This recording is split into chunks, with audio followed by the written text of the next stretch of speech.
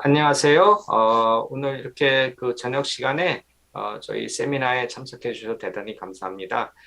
저희 세미나는 줌으로 참석하시는 분들 계시고 또 일반 관심 있는 분들을 위해서 오늘은 특별히 저희가 유튜브 스트리밍 서비스를 제공을 해서 실시간으로 저희 세미나를 보실 수 있도록 그렇게 하겠습니다. 그리고 세미나 끝난 후에는 발제하는 거 중심으로 해가지고 저희들이 편집을 해가지고 따로 또 그 CS 랩 TV에 올려가지고 필요하신 분들 다시 한번 보실 수 있도록 그렇게 하도록 하겠습니다. 오늘은 저희 고려대학교 학제간 연구회하고 저희 CS랩이 계속해서 진행하고 있는 원래 세미나의 일환으로서 오늘은 차기 정부의 기후변화 정책에 대해서 논의하는 자리를 만들었습니다.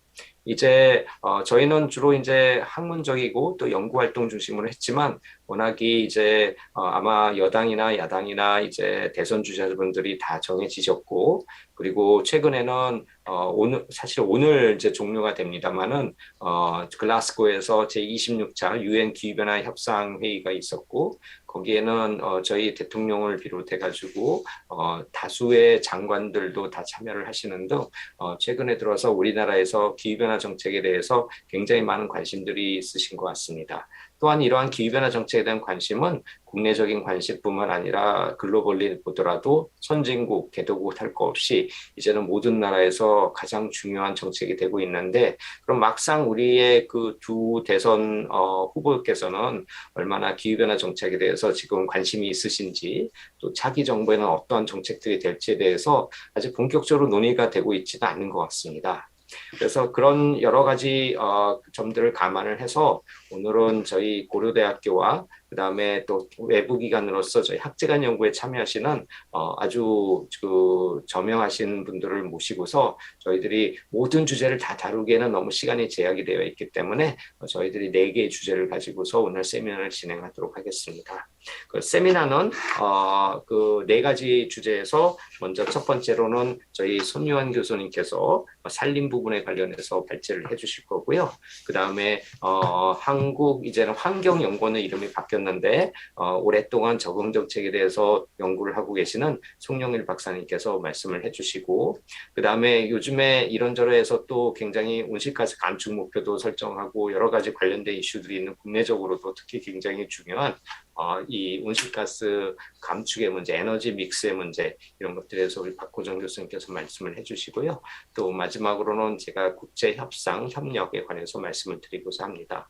저희들이 기본적으로 시간이 좀 제약이 되어 있기 때문에 여기 발제 선생님들께는 제가 15분 부탁드립니다. 그럼 아마 하시다 보면 20분 되실 겁니다. 그리고 조금 뭐 넘으셔도 상관은 없지만 되게 한 15분, 20분에서 한다고 생각을 하시다 보면 이제 통상 한 20분 정도 되실 거라고 생각을 하는데요. 그렇게 해서 발제를 해주시고 그다음 다 끝나고 나서 저희들이 간단한 Q&A 세션을 가지고서 마무리를 하려고 합니다. 그래서 오늘 저희 세미나를 통해서 저희들이 단순히 연구 차원을 넘어서 다시 말씀드렸지만은 두 분의 대선 후보께서 좀 더 기후변화 문제에 대해서 관심을 많이 가지고 또 늘상 우리가 할 수 있는 그러한 정책 재현뿐만 아니라 여기 계신 분들 다 최고의 전문가분들이시기 때문에 아마 우리나라에서 다른 곳은 잘 듣지 못할 아주 좋은 말씀들도 많이 해주실 거라고 생각을 합니다. 그런 의미에서 저희 세미나가 오늘 이런저런 이유로 해서 연구, 교육, 또 우리의 정책 개발하는데 조금이라도 보탬이 되면 저희로서는 대단히 큰 기쁨이 되겠습니다. 오늘 뭐 시간 관계상 여기 많은 분들이 참석을 해주셨는데요. 제가 다 소개드릴 수는 없고 보니까 저희 그린스쿨의 저희 고려대학교의 하윤희 교수님께서도 오늘 참석을 해주셨는데 대단히 감사합니다. 하윤희 교수님께도 한번 부탁을 드리고까 말까 고민을 하다가 어떡하지 했는데 오늘 이렇게 오셨는데 아마 대단히 바쁘셔가지고 오늘 이따 좋은 코멘트 해주시면 또 굉장히 좋을 것 같습니다. 예, 그럼 이 정도에서 말씀을 드리고 그리고 이제 그러면 세미나를 본격적으로 시작을 하도록 하겠습니다. 말씀드린 바와 같이 첫 번째 발제는 탄소 흡수로서의 산림 관리를 주제를 가지고 저희 고려대학교의 손유한 교수님께서 발제를 해주시겠습니다. 뭐 손 교수님의 그 이력에 대해서는 제가 다 말씀드리지 않아도 모든 분들이 굉장히 잘 아실 거고 우리나라 산림 분야에서 최고의 권위를 가지고 있는 석학이시기 때문에 저희들이 오히려 오늘 굉장히 많이 배울 수 있는 그런 기회가 되지 않을까 싶습니다. 그러면 손 교수님 부탁드리겠습니다. 예, 고맙습니다. 과찬의 말씀해 주셨고요. 이렇게 좋은 기회에 함께 공부할 수 있어서 영광으로 생각합니다. 그러면은 시간이 제한돼서 화면을 공유해서 함께 보시도록 하겠습니다. 우리 정 교수님 말씀하신 대로 제가 드릴 말씀은 살림을 여러 측면에서 볼 수 있긴 합니다만 저는 이제 살림을 탄소의 흡수원으로 기후변화 정책과 관련되어 있으니까 어, 관리를 어떻게 하는 것이 좋을지에 관해서 말씀을 드리겠습니다. 우리 권민영 대학원생과 김현지 대학원생이 이 자료를 만드는 데 많이 도움을 주셨습니다. 고맙습니다. 제가 드릴 말씀의 순서는 기후변화와 살림, 또 살림의 역할, 우리나라의 살림, 마지막으로 살림 관리의 순서가 되겠습니다. 잘 아시는 대로 기후변화가 화석연료 연소로 인해서 대기 중의 이산화탄소 농도가 늘어남으로써 일어나고 있습니다. 그렇게 배출된 이산화탄소는 산림에서 많이 흡수됩니다. 그림의 오른쪽에 보시는 대로 생긴 이산화탄소의 약 30%는 산림을 통해 흡수되는 것으로 되어 있습니다. 그렇게 본다면 산림이라는 것이 매우 중요한 탄소의 흡수원이라는 것을 금방 이해할 수 있습니다. 반대로 왼쪽에 보시면 산림을 황폐화함으로써 배출되는 이산화탄소의 전체 중에서 14%가 나온다고 보면 산림을 잘 유지하는 것이 얼마나 중요한지 또한 알 수 있습니다. 기후변화와 산림을 놓고 볼 때 산림이 기후변화를 완화하는 역할도 있고 또 기후변화가 산림에 영향을 미치는 상호작용의 관계가 있다고 볼 수 있습니다. 오른쪽 위아래 그림을 보시면 우리나라 한라산에서 이전에 상당히 많았었던 구상나무가 불과 20년도 되지 않아서 많이 줄어든 것을 보실 수 있습니다. 또 아래 지도에서 2000년대, 2050년 그리고 2080년대에 우리나라 높은 산에 있는 침엽수들의 비율이 점점점 줄어들어감으로써 기후변화가 산림에 큰 영향을 미치고 있고 또 앞으로도 미치게 될 것이라는 것을 금방 이해하실 수 있습니다. 앞에서도 보셨습니다만 산림을 적절하게 관리하는 것은 기후변화의 완화를 하는 좋은 방법이라고 볼 수 있습니다. 그렇게 할 때에 크게 세 가지 방향을 생각할 수 있습니다.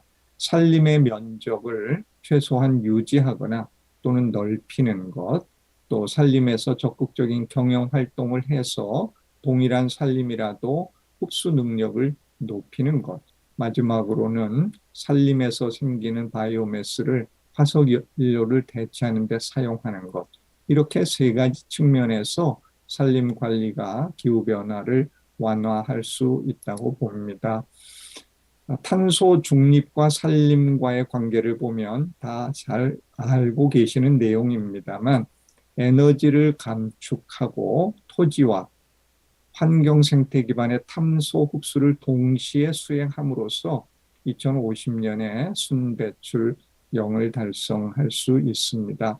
그렇다면 흡수원인 산림에서는 탄소를 흡수하고 저장하고 대체하는 이런 세 가지의 방향을 통해서 산림탄소 경영을 수행하는 것이 필요하다고 볼 수 있습니다. 그렇다면 산림이 가지는 여러 역할과 기능을 잘 아시는 대로 생물 다양성이라든지 생태계 서비스와 같은 환경적 측면도 있고 또 우리가 사용하는 여러 가지 용도를 생산하는 자원으로서의 기능도 있습니다.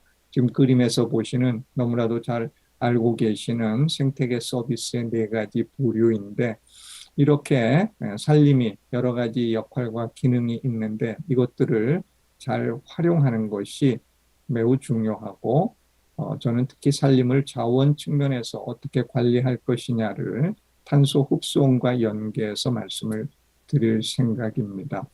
그렇다면 우리나라의 산림은 어떻게 구성이 되어 있는지 소유와 용도로 구분을 해볼 필요가 있습니다.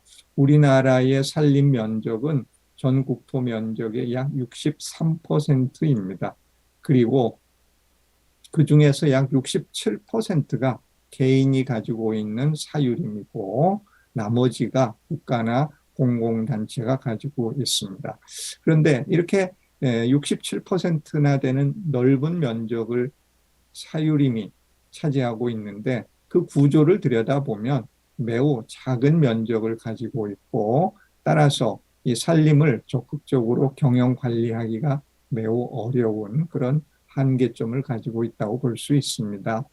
그런데 산은 용도에 따라서 구분을 하게 됩니다. 밑에 그림에서 보시는 것처럼 산을 계속해서 임업용으로 유지하거나 공익용으로 유지하는 보존산지와 다른 용도로 전환해서 사용할 수 있는 준보존산지로 먼저 나누고 보존산지 중에서는 산림자원을 조성하고 경영을 하기 위해서 사용하는 임업용이 있고 여러 가지 생태계 서비스의 기능을 나타내는 재해 방지나 수온 보호 또 국민 건강 휴양 등을 위한 공익용 보존 산지로 나눌 수 있습니다.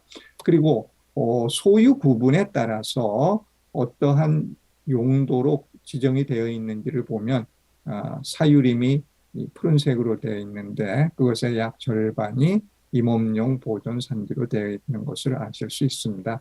국유림의 경우도 거의 비슷한 형태로 되어 있고 홍유림도 그러한 형태로 되어 있습니다.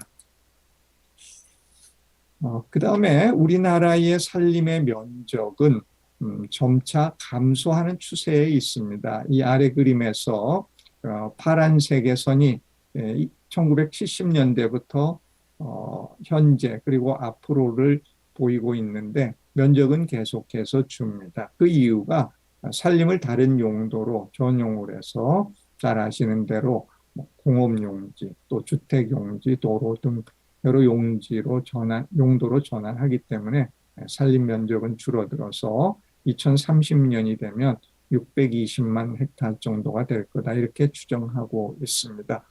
여기에 붉은색은 산에 나무가 얼마나 많이 있느냐 하는 것을 부피로 세제곱미터로 나타낸 그림이 되겠습니다. 보시는 대로 계속해서 나무가 자라기 때문에 산에 있는 인목 축적은 늘어날 것으로 생각이 됩니다. 그렇다면 단위 면적당 얼마나 많은 나무가 있느냐 하는 것을 숫자 대신에 저희는 보통 부피를 가지고 나타내는데 오른쪽 아래에 있는 그림처럼 단위 면적 헥타당 부피를 세제곱미터로 나누어 보았을 때 보시는 것과 같이 매우 빠른 속도로 증가하고 2020년 현재 약 160 세제곱미터 퍼 헥타다 이렇게 되어 있습니다. 그러면 이런 것이 어느 정도 수준이냐? 아주 임업의 선진국 수준에는 도달하지 못하였지만 상당히 높은 수준의 선진국 수준에 해당된다 이렇게 말씀드릴 수 있습니다. 결국 우리나라의 산의 상태는 그 부피로 보면 그렇게 나쁘지 않은 상태다 이런 말씀을 드릴 수 있겠죠. 여기서 이제 얼마 전에도 많은 논란이 되었던 나무의 나이와 탄소 흡수량과의 관계를 조금 들여다볼 필요가 있습니다. 이 그림이 매우 중요한데 그 이유는 우리가 산에 있는 나무를 그냥 놓아두는 것이 좋은지 혹은 적극적으로 관리해서 탄소 흡수량을 늘리는 것이 좋은지에 대한 판단의 근거가 된다고 볼 수 있기 때문입니다. 먼저 오른쪽에 있는 위아래 두 개의 그림을 보실 필요가 있습니다. X축은 나무의 나이입니다. 보통 나무 하나는 수령이라 그러고 그런 나무들이 집단적으로 모여 있을 때를 임령이다 이렇게 이야기를 합니다. 그리고 Y축은 연간 단위 면적당 얼마만큼의 CO2를 흡수하는지를 보이고 있습니다. 위의 그림은 침엽수, 아래 그림은 화렵수입니다.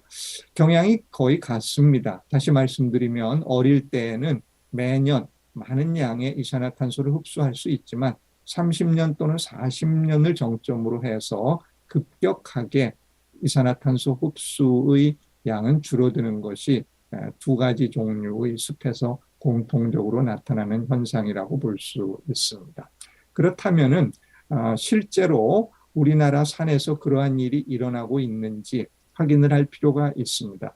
환경부에서 운영하는 온실가스 종합정보센터의 가장 최신의 자료인 2020년 자료에 의하면 지금 초록색으로 나타낸 선은 1990년부터 2018년까지 매년 이산화탄소를 저장해서 얼마나 가지고 있는 총 저장량인데 계속 늘어나는 추세입니다. 파란색의 곡선은 연간 흡수량인데 이전에 빠른 속도로 증가하다가 점차 줄어들어서 최근 들어서는 아주 급격하게 줄어들고 있습니다. 왜 그럴까요?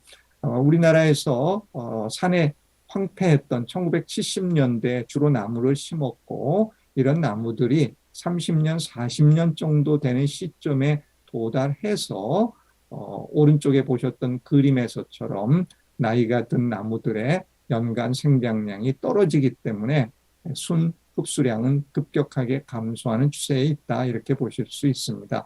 그러면 이런 추세는 언제까지 계속될 것이냐? 상당 기간 계속되겠죠. 이 나무들을 현 상태로 그대로 놔두면 나이가 들고 오른쪽 그림에서 보신 것처럼 해마다 단위 면적당의 이산화탄소 흡수량은 계속 줄어들 것으로 생각이 됩니다. 이제 여기서 산림에서 또 임업에서 매우 중요한 개념 중에 하나가 지속 가능한 산림 경영이라는 것이 있습니다. 잘 아시는 대로 SDGs와 비슷하게 Sustainable Forest Management라 그래서 지구 환경 문제에 대해서 전 세계적인 패러다임이 많이 바뀌었고 그에 따라서 산림 자원도 지속 가능성을 담보하기 위해서 관리해야 된다. 그런 개념이 지속 가능한 산림 경영입니다. 이전에는 이 사회나 환경이나 경제 중에서 어느 한 부분에 중점을 두어서 산림을 관리했다면 이 여러 부분들이 다 동일하게 중요시해서 그런 관점에서 지속 가능하게 관리해야 된다라는 것으로 볼 수 있습니다. 그러나 앞에서 잠깐 말씀드렸지만 우리나라의 산림과 임업은 산림 자체가 점차 노령화가 진행되어서 매년 자라는 생장량이 떨어지고 임업을 전업으로 하는 가구의 소득이 낮고 농산촌의 인구가 감소되어서 결국 지속 가능한 산림 경영을 하기가 쉽지 않은 상황에 있다 이렇게 말씀드릴 수 있습니다.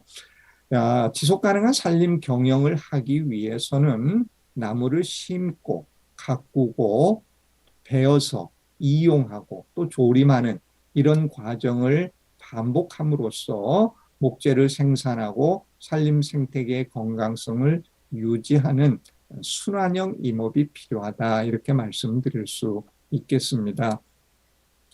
그렇다면은 조림이라는 것은 이제 나무를 심는 거죠. 위에 그림처럼 이렇게 황폐지에 씨를 뿌리거나 또는 어린 나무를 심어서 숲을 만드는 것을 조림이라고 합니다. 그렇게 하면 어린 나무가 자라면서 많은 이산화탄소를 흡수할 수 있겠죠. 그리고 숲은 또 가꾸어야 되겠습니다. 이 그림에서 숲이 괜찮아 보이긴 하지만 사실 자세히 들여다보면 칡넝쿨이 이 나무들을 감싸고 있어서 나무가 잘 자라기 어려운 상태라는 것을 아실 수 있습니다. 저희 학교 안에서 저희 대학원생들하고 나무를 심었는데 몇 달 지나지 않아서 나무가 거의 보이지 않을 정도가 됐습니다. 그래서 다시 나무를 다 밑에 있는 풀들을 베어내니까 나무가 자랄 수 있었던 올해의 경험이 있습니다. 이것 우리나라의 모든 산에 적용될 수 있는 이야기입니다. 나무를 그냥 심어만 놓고서는 잘 자라기가 매우 어려운 것이죠. 적절한 관리가 필요하다는 말씀이죠. 그래서 숲 가꾸기라는 것은 가지도 쳐주고 또 솎아베기도 하고 하는 사람의 손을 통해서 숲이 더 빠르고 그리고 더 질이 좋은 형태로 바뀌게 하는 과정을 숲 가꾸기라고 말씀드릴 수 있습니다. 죄송합니다. 벌채라는 것은 이렇게 해서 다 자란 나무를 베어서 목재를 수확하는 것입니다. 물론 이제 목재를 어떤 방법으로 수확하느냐에 따라서 여러 가지 부작용이 있을 수 있습니다. 그래서 그 과정에서 주의 깊게 벌채함으로써 환경에 대한 영향을 줄이고 우리가 필요로 하는 목재를 얻는 단계가 필요합니다. 다시 말씀드리지만 나무를 심고 가꾸고 벌채하고 수확하고 또 산에 이러한 작업이 가능하도록 인도, 산에 있는 길을 내는 과정에서 생물 다양성이나 토양의 유실, 또 침식 등이 발생할 수 있어서 환경 문제를 야기할 수 있습니다. 이런 문제를 사전에 잘 검토해서 이러한 문제가 최소화되도록 관리하는 것이 굉장히 필요하고 밑에 보시는 하나의 사례로서 일반적으로 산에서 나무를 베어서 그냥 가지고 나오는 대신에 줄을 묶어서는 혹은 공중에 매달아서 가지고 나옴으로써 환경에 미치는 최소화의 영향을 주도록 하는 이런 세밀한 작업을 통해서 환경에서 걱정하시는 문제도 상당히 해소할 수 있다 이렇게 볼 수 있습니다. 현재 우리나라 산에 있는 나무들을 베었을 때 대략 그 부피가 500만 세제곱미터 정도인데 약 80%는 수집해서 이용하지만 20%는 그냥 산에 남겨져 있는 상태고 베어낸 나무도 용도가 펄프용이나 보드용으로 고급재가 되지 못하기 때문에 나무의 가격도 낮아서 생산성이 또 경제성이 떨어진다고 볼 수 있습니다. 그렇다면은 벌채량도 늘려야 되지만 고급재로 만들어서 잘 활용하는 것도 매우 중요한 탄소 흡수원으로서 산림을 관리하는 방법이 됩니다. 오른쪽 아래 표에서 보시는 대로 나무를 베어서 제재목으로 건축용이겠죠. 사용하게 되면 거기에 포함된 탄소가 이산화탄소가 반으로 주는데 30년 이상 걸리고 또 그냥 아주 저급제로 해서 종이를 사용하면 2년 정도 안에 반 정도가 나온다 이렇게 되어 있습니다. 따라서 고급제로 사용을 하도록 하면 흡수한 이산화탄소를 잘 오랫동안 보관할 수 있다는 말씀이 되겠죠. 그러면 간략하게 정리를 하자면 이렇습니다. 산림을 관리하는 것이 필요하다. 목표는 지속 가능한 것이다. 이 안에서 산림 생태계가 원래 가지고 있는 건강성을 잘 유지하는 것이 기본이라고 볼 수 있습니다. 잠깐 말씀드렸습니다만 우리나라 산림에 여러 가지 특성이 있습니다. 다른 나라에 없는 여러 특성들이 있는데 그러한 특성에 맞는 정책을 개발해서 집행하는 것 반드시 필요합니다. 산림이 가지고 있는 탄소 흡수 기능을 높이기 위해서 몇 가지의 방안을 제시할 수 있습니다. 기본적으로 생태계의 안정성을 유지하면서 적극적으로 산림을 관리하는 것이 필요합니다. 나무를 심고 가꾸고 벌채하고 벌채한 것을 효율적으로 이용하고 또다시 심고 하는 순환형의 산림 경영은 반드시 필요합니다. 두 번째로는 생산된 산물을 장기적이고 다양한 용도로 활용함으로써 산림이 저장한 탄소를 오랫동안 유지하게 하는 것도 매우 중요합니다. 마지막으로는 산림의 역할에 대해서 여러 가지 시각이 있을 수 있습니다. 그러한 시각에 대해서 기후변화와 관련해서 탄소 흡수원으로서 중요성에 대해 사회적인 공감대가 이루어지는 것이 필요하고 이러한 탄소 흡수원으로서의 산림의 기능을 발휘하기 위해서 산림 관리에 필요한 정책 수단은 확대될 필요가 있다. 이렇게 말씀드릴 수 있습니다. 예, 경청해 주셔서 고맙습니다. 여기까지 말씀을 마치겠습니다. 네, 손유한 교수님 대단히 감사합니다. 송 교수님께서 잠깐 말씀하셨지만 최근에 우리나라 산림 관리 관련해 가지고 사회적으로 논란 아닌 논란이 좀 벌어지기도 했습니다. 그래서 산림이라는 거는 그 제공하는 기능이 굉장히 다양하기 때문에 송 교수님께서 오늘 말씀해 주신 거는 특히 기후변화 차원에서 흡수원으로서 최근에 IPCC 보고서에도 나왔지만은 흡수원 기능을 우리가 더 활성화해야지 대기 중 온실가스 감축하는 데 굉장한 효과를 가져올 수 있다고 그랬고 그 흡수원으로서 대표적으로 산림, 그다음 토지 이용, 그다음에 해양 이 세 가지 부분을 IPCC가 대단히 강조를 했습니다. 이런 측면에서 산림이 흡수원으로서 어떤 기능을 할 건지에 대해서 송 교수님께서 아주 자세하게 말씀을 해주셨고 차기 정부에서도 이러한 산림과 관련해서 저희들이 당연히 나무를 잘 보존하는 게 중요한데 그 보존하는 과정에서 어떻게 숲을 가꿀 것인가 이게 아마 굉장히 오해를 했었던 부분이 여기에 있지 않을까 싶은데요. 그런 부분까지 가지 다 잘 염두에 두고서 저희들이 좀 더 산림 정책을 잘 펴나가면 좋지 않을까 그런 생각이 들었습니다. 송 교수님 대단히 감사하고 아마 또 대학원 학생들까지 같이 참여가 됐던 아주 좋은 사례였던 것 같은데요. 다시 한번 감사드리고 참고 삼아 손유한 교수님께서는 지금 고려대학교에서 산림청의 지원을 받아서 탄소흡수원 특성화 대학원을 운영하고 계십니다. 그런 측면에서도 여러 가지 연구 성과와 교육 성과를 공유해 주셔서 대단히 감사드립니다. 다음으로 두 번째는 저희 적응 문제에 들어서 한번 가보도록 하겠습니다. 오늘 발제는 저희 학제간연구회의 외부 전문가로서 참여하고 계시는 송영일 한국환경연구원의 선임연구위원분을 모셨습니다. 우리 송영일 박사님께서는 국가기후변화 적응센터 센터장도 역임을 하셨고 특히 적응 문제에서 국내뿐만 아니라 국제적인 협력에 대해서도 굉장히 많은 성과를 내시고 주도적인 역할을 하고 계시는 분입니다. 그래서 굉장히 오랫동안 KI에서 이제 거의 최고참 반열에 올라가고 계시는 게 아닌가 싶은데 아주 대단한 역량을 가지시고 KI의 단순히 적응 문제를 넘어서서 KI가 오늘의 이르기까지 기관으로서 발전하는데도 아주 많은 공헌을 하신 걸로 그렇게 알고 있습니다. 그러면 송영일 박사님께 적응 문제에 대한 발제를 부탁드리겠습니다. 송 박사님 부탁드립니다. 네, 안녕하세요. 반갑습니다. 지금 너무 이렇게 좋은 말씀을 해주셔가지고 좀 약간 부끄럽기도 한데요. 목소리 잘 들리시나요? 네, 그럼 자료 공유하면서 시작하도록 하겠습니다.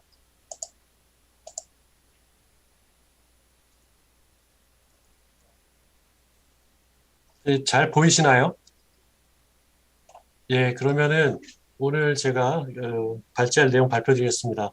오늘 자리가 아마 차기 정부에서 기후변화에 대한 정책을 어떻게 하면 좋겠는가 하는 아이디어를 모으는 자리로 알고 있는데요. 사실 올해 이제 제가 저희 연구원의 기본 과제를 수행한 그 과제 자체가 우리나라 기후변화 적응 정책이 이제 시작된 지가 한 10년 약간 넘었습니다. 제1차 국가기후변화 적응 대책이 2011년부터 15년까지 이행됐고 2차가 16년에서 20년까지 올해는 이제 3차 대책이 시작되는 그 첫째 해입니다. 그래서 지난 1차와 2차 기후변화 적응 대책을 토대로 좀 분석을 하면서 과거의 그런 10년 동안 기후변화 적응 정책을 이행하면서 저희가 거뒀던 성과가 무엇인지도 한번 살펴보았고요. 그러면서 또 하나는 좀 아쉬웠던, 좀 미흡했던 점도 좀 지적하면서 앞으로 정책이 어떻게 좀 전개되면 좋을지 이런 연구를 한 것이 있는데 그 내용의 일부를 가지고 오늘 여러분들과 함께 내용을 공유하고자 합니다. 내용 같고요. 지금 이제 보여드린 자료들은 아마 이제 보신 분은 다 아시겠지만은 결국 기후변화가 진행되고 있는데 이런 기본적인 내용을 다 알고 계실 거라 생각이 들면서도 이제 최근에 이제 저희가 습득한 이런 자료들이 있어서 몇 개 좀 한번 나열해 보았습니다. 기후변화 요 밑에 표를 봐주시면 우리나라의 이제 그 기후변화에 대한 전반적인 그 평균 기온인데 요 70년대 기준으로 했을 때 과거보다 지금이 한 2도씨가 더 올라왔고 총 한 4도 정도 꽤 많은 이제 평균 기온 변화가 있었고요. 세계적으로는 그 IPCC 그 AR5 5차 연차 보고서가 이제 2013년에 나왔는데 그때는 산업혁명 시대에 대비해서 2013년, 10년 그때 한 0.87도 정도가 상승됐다. 이렇게 그 발표를 했는데 지금 6차 보고서가 이제 막 발표가 되고 있죠. 특히 워킹그룹 1은 지난 8월에 발표가 됐는데 이미 거기서부터 1도씨가 넘게 한 1.09도씨인가요? 거의 여기 1.2도씨라고 표현되어 있는데 그 정도 1도씨가 훨씬 넘는 기온 상승이 이제 관측되었다 이렇게 적고 있습니다. 우리나라 같은 경우는 그보다 더 높은 물론 여기 6개는 대규모 이런 그 대도시의 어떤 변평균 기온이 되겠는데 지난 100년간 한 1.6도씨가 상승하는 이런 기록을 보여주고 있습니다. 다 아실 거예요. 중국에서 홍수가 발생해서 한 7천만 명 정도 이재민이 발생하고 호주 산불은 너무 장기간 지속돼서 너무나 잘 알고 있을 텐데 이런 내용들이 좀 발생했다는 것인데 그 슬라이드 자체는 작년에 발표된 올해부터 적용되는 이제 제3차 기후변화 적응 대책 그 어떤 그 대책 수립 배경에 있는 내용들을 제가 한번 가져와 본 겁니다. 그리고 앞서 말씀드린 그 5차 보고서, 6차 보고서랑 비교해 본 건데요. 아까 말씀드린 것이 이제 바로 전지구 평균 지표면 기온이 요 당시에는 산업혁명 시기 이전 시기에 비교했을 때 이 정도 상승이 있었는데 6차 보고에서는 1.09도씩 상승한 것으로 나타났고 해수면 상승도 뭐 약간의 차이입니다만 좀 더 높게 상승한 것으로 나타났고요. 그리고 2100년까지 AR5에서는 이제 저희가 대응하기에 따라서 0.3도에서 4.8도 정도가 증가할 거다 예측을 했는데 6차 보고에서는 이제 1.0도에서 5.7도 좀 더 이제 많은 폭의 온도 상승이 있을 거다 이렇게 예측을 하고 있습니다. 그리고 저희가 이제 우리나라에서도 그 넷제로 결국 탄소 중립 정책을 실시하고 있는데 그 이유는 앞으로의 전 지구 기온 상승폭을 한 1.5도씨에서 막아보자 이런 나름의 목표가 있는데 그렇게 그런 정책들이 성공해서 1.5도씨 정도에서 온난화를 저희가 이제 저지하는 경우와 그러니까 기존의 목표였던 2.0도씨를 갔을 때 차이가 이런 분야에 대한 차이가 이렇다는 겁니다. 예를 들면 산호초 같은 경우에 2.0도씨 온난화가 이루어지면 사실 2.0도씨도 쉬운 건 아니죠. 그럴 경우에 99%가 위험한데 1.5도씨로 저희가 어느 정도 억제하게 되면은 조금 더 상황이 나아지는 이런 효과가 있겠다라는 것이 이제 발표가 됐고요. 해수면 고도도 그렇고 고비도 극한 한랭 그 추운 밤에 어떤 이런 기온이 4.5도씨가 상승한다는 거고 6.0도씨 쉽게 말해서 고위도 쪽이니까 이제 북쪽 쪽이 되겠죠. 그런 지역에서의 아주 추운 날씨 밤 온도가 1.5도, 4.5도씩 상승하거나 6.0도씨가 상승한다는 것인데 이런 것들은 저희가 앞으로 어떻게 기후변화를 좀 억제하느냐 아니면 또 억제해야 되는 어떤 이유를 설명해주는 좋은 자료라고 볼 수 있겠습니다. 적응에 대한 이해에 대해서는 뭐 너무나 잘 아실 것 같은데 결국은 재밌는 거는 뭐 부정적인 영향이 많이 발생하고 있는데 적응에서는 이제 그런 기후변화를 하나의 어떤 기회로 삼는 행동 또는 과정까지 포함하고 있다고 하는 것은 좀 주목할 만한 사항이 아닌가 싶습니다.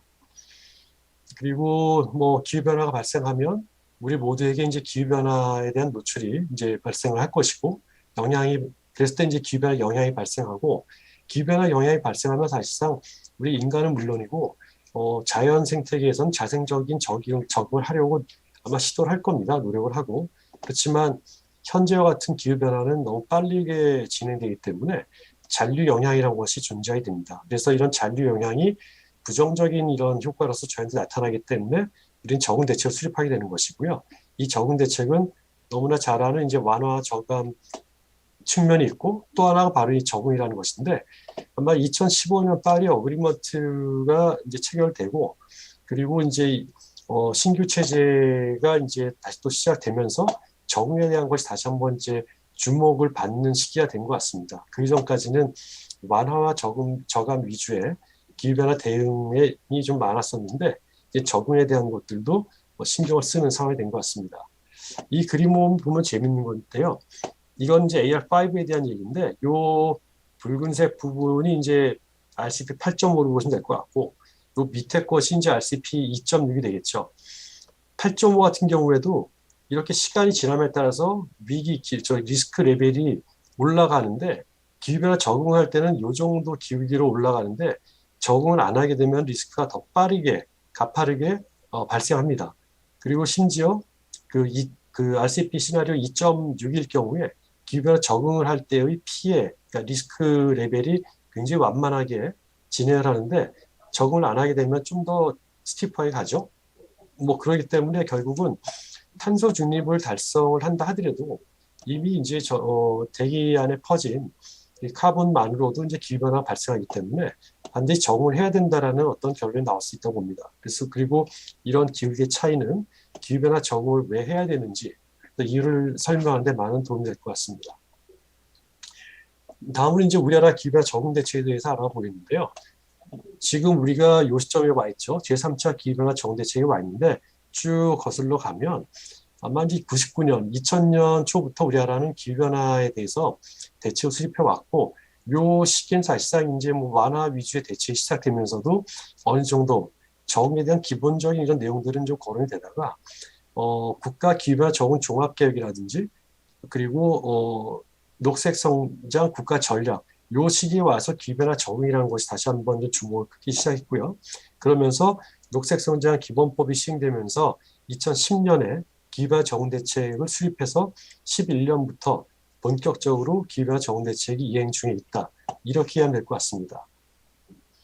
지금 보시는 화면은 제3차 국가 기후변화 적응 대책의 체계이겠는데요. 다른 대책과 마찬가지로 비전과 목표, 주요 정책, 핵심 전략으로 이루어졌는데 자세한 내용은 여러분들 이 자료를 한번 나중에 보시면 좋을 것 같습니다. 지금 보여드리는 거는 이제 우리나라 기후변화 적응 대책에 대해서 뭔가 좀 제도적인 그 개선을 하려면 현재 대책이 어떻게 운영되고 있는지 좀 알아야 될 것 같아가지고 몇 가지 분석한 결과들을 보여드리려고 하는 중인데요. 이거 시계열로 한번 나타내 보았습니다. 2010년이니까 이제 기후변화 적응 대책이 처음 만들어지고 태동되는 그 시작 단계이고요. 이때가 지금이 현재 2020년이니까 요 기간이죠. 요 녹색을 표현된 거는 여기에 있는 여러 가지 법이라든지 지침이라든지 뭔가 제도 이행을 위한 어떤 그 준비, 토대가 되겠죠. 2010년 당시엔 법이 딸랑 하나 있는 정도였는데 시간이 지나면서 법 이외에 대책 수립 지침이라든지 모니터링 지침이 나중이지만 나오게 됐습니다. 다시 말해서 처음에 우리가 2010년에 제도 시작할 때는 법만 가지고 시작하다가 다만 이제 그것도 국가와 광역 같은 경우는 법적인 근거가 2010년에 마련됐는데 기초지자체는 2012년에 마련됐고 문제는 이제 법은 생겼는데 특히 이제 국가는 몰라도 이 광역이나 기초 같은 경우에는 그 적응대책 세부 시행계획 수립 지침이 없이는 사실상 쉽지가 않은 상황이었는데 이 지침이 좀 늦게 생겼죠. 그래서 이 광역 같은 경우는 그 좀 처음에 좀 어려움이 있었다 이렇게 하면 될 것 같고요. 모니터링 지침도 2016년 시점이니까 국가 대책이 2차 대책이 시작되면서 이런 필요성이 인정되면서 모니터링 지침이 추후에 이렇게 만들어졌다 이렇게 보시면 될 것 같습니다. 그리고 계획 수립 변화를 보면 국가 같은 경우에 1차 대책, 2차 대책, 3차 대책, 1차 시행계획, 2차 시행계획, 3차 시행계획 굉장히 그 질서 있게 이렇게 쭉 되어 왔고요. 광역 지자체도 1차 대책, 2차 대책, 그리고 기초 지자체는 1차, 2차 이렇게 됐는데, 요 처음 수립할 때는 아까 말씀드린 것처럼 계획 수립 지침이 좀 미흡해서 약간의 혼선이 있었습니다만, 현재 시점에서 볼 때, 현재는 이제 모든 것이 완비돼가 돼가지고, 그나마 계획 수립이나 이런 것들이 과거에 비해서는 좀 용이한 상태로 이렇게 평가되고 있습니다. 그런 내용을 토대로 다른 나라 사례도 한번 살펴보았는데, 그 적응정책 관련 제도, 다시 말해서 법이 있는가, 지침이 있는가 하는 걸 살펴보았는데, 영국이 이제 가장 빠르게, 가장 이른 시기에 법도 만들고, 지침도 만들고, 대책도 만들면서 진행했고요. 우리나라도 이제 그보다 한 1년 정도 늦은 시기에 시작한 것을 봤을 때는, 우리나라에서 적응대책 수립을 위한 법, 제정이나 또 적응대책 시행, 이런 것들은 세계적인 이런 상황과 비교했을 때 결코 늦은 건 아니고 나름대로 좀 이른 시기에 시작된 게 아닌가 싶고 일본 같은 경우에도 시작됐습니다. 다만 이제 일본은 지침 같은 거는 먼저 이렇게 지자체를 대상으로 시행해 오다가 법은 이제 2018년인가요? 2018년 시점에 기후변화 법이 생겼는데 이 법은 기후변화 적응에 대한 이제 독립법이 생겼습니다. 그 이후로 일본이 이제 굉장히 활성화되게 제도를 시행하고 있습니다. 수립 현황을 보면은 국가 차원에 대한 것은 이제 영국이 제일 빨랐고요. 다음 우리나라. 그리고 모니터링에 대해서는 일본은 이제 계획은 늦게 수립했습니다만 이런 지침이나 이런 것들은 빨리 좀 만들었고 영국도 이제 모니터링 지침은 추후에 만들어서 진행하고 있는데 재밌는 거는 영국 같은 경우는 현재 그 적응 대책에 대해서 매 2년마다 그 모니터링, 다시 말해서 적응 대책 이행에 대한 평가를 합니다. 평가를 하고 평가 결과를 그냥 두는 것이 아니라 결과를 의회에 보고를 해요. 그 의회에서 그 내용을 보면서 계획이 제대로 이행된지 한번 판단해 보고 미진한 게 있다면 의회 차원에서 좀 질문을 한다든지 해서 어떻게 직접적으로 보이진 않지만 이행하는 부처로 하여금 뭔가 좀 부담을 느끼게 한다든지 해서 이행력을 제고할 수 있도록 하는 이러한 형태로 제도가 운영이 되고 있습니다. 지금 간단히 보여드린 우리나라의 어떤 제도 형성 또 우리 준비 기간 그리고 해외와의 비교 이런 걸 통해서 이제 문제점을 몇 개 볼 수 있었는데, 기본적으로 우리나라는 적응 대책 이행을 위한 법적 토대나 이런 것들은 사실상 굉장히 잘 돼 있습니다. 세계 어느 나라도 국가는 물론이고 광역지자체와 기초지자체까지 5년마다 한 번씩 기후변화 적응 대책 세부 시행 계획을 수립토록 규정한 나라는 우리나라가 유일합니다.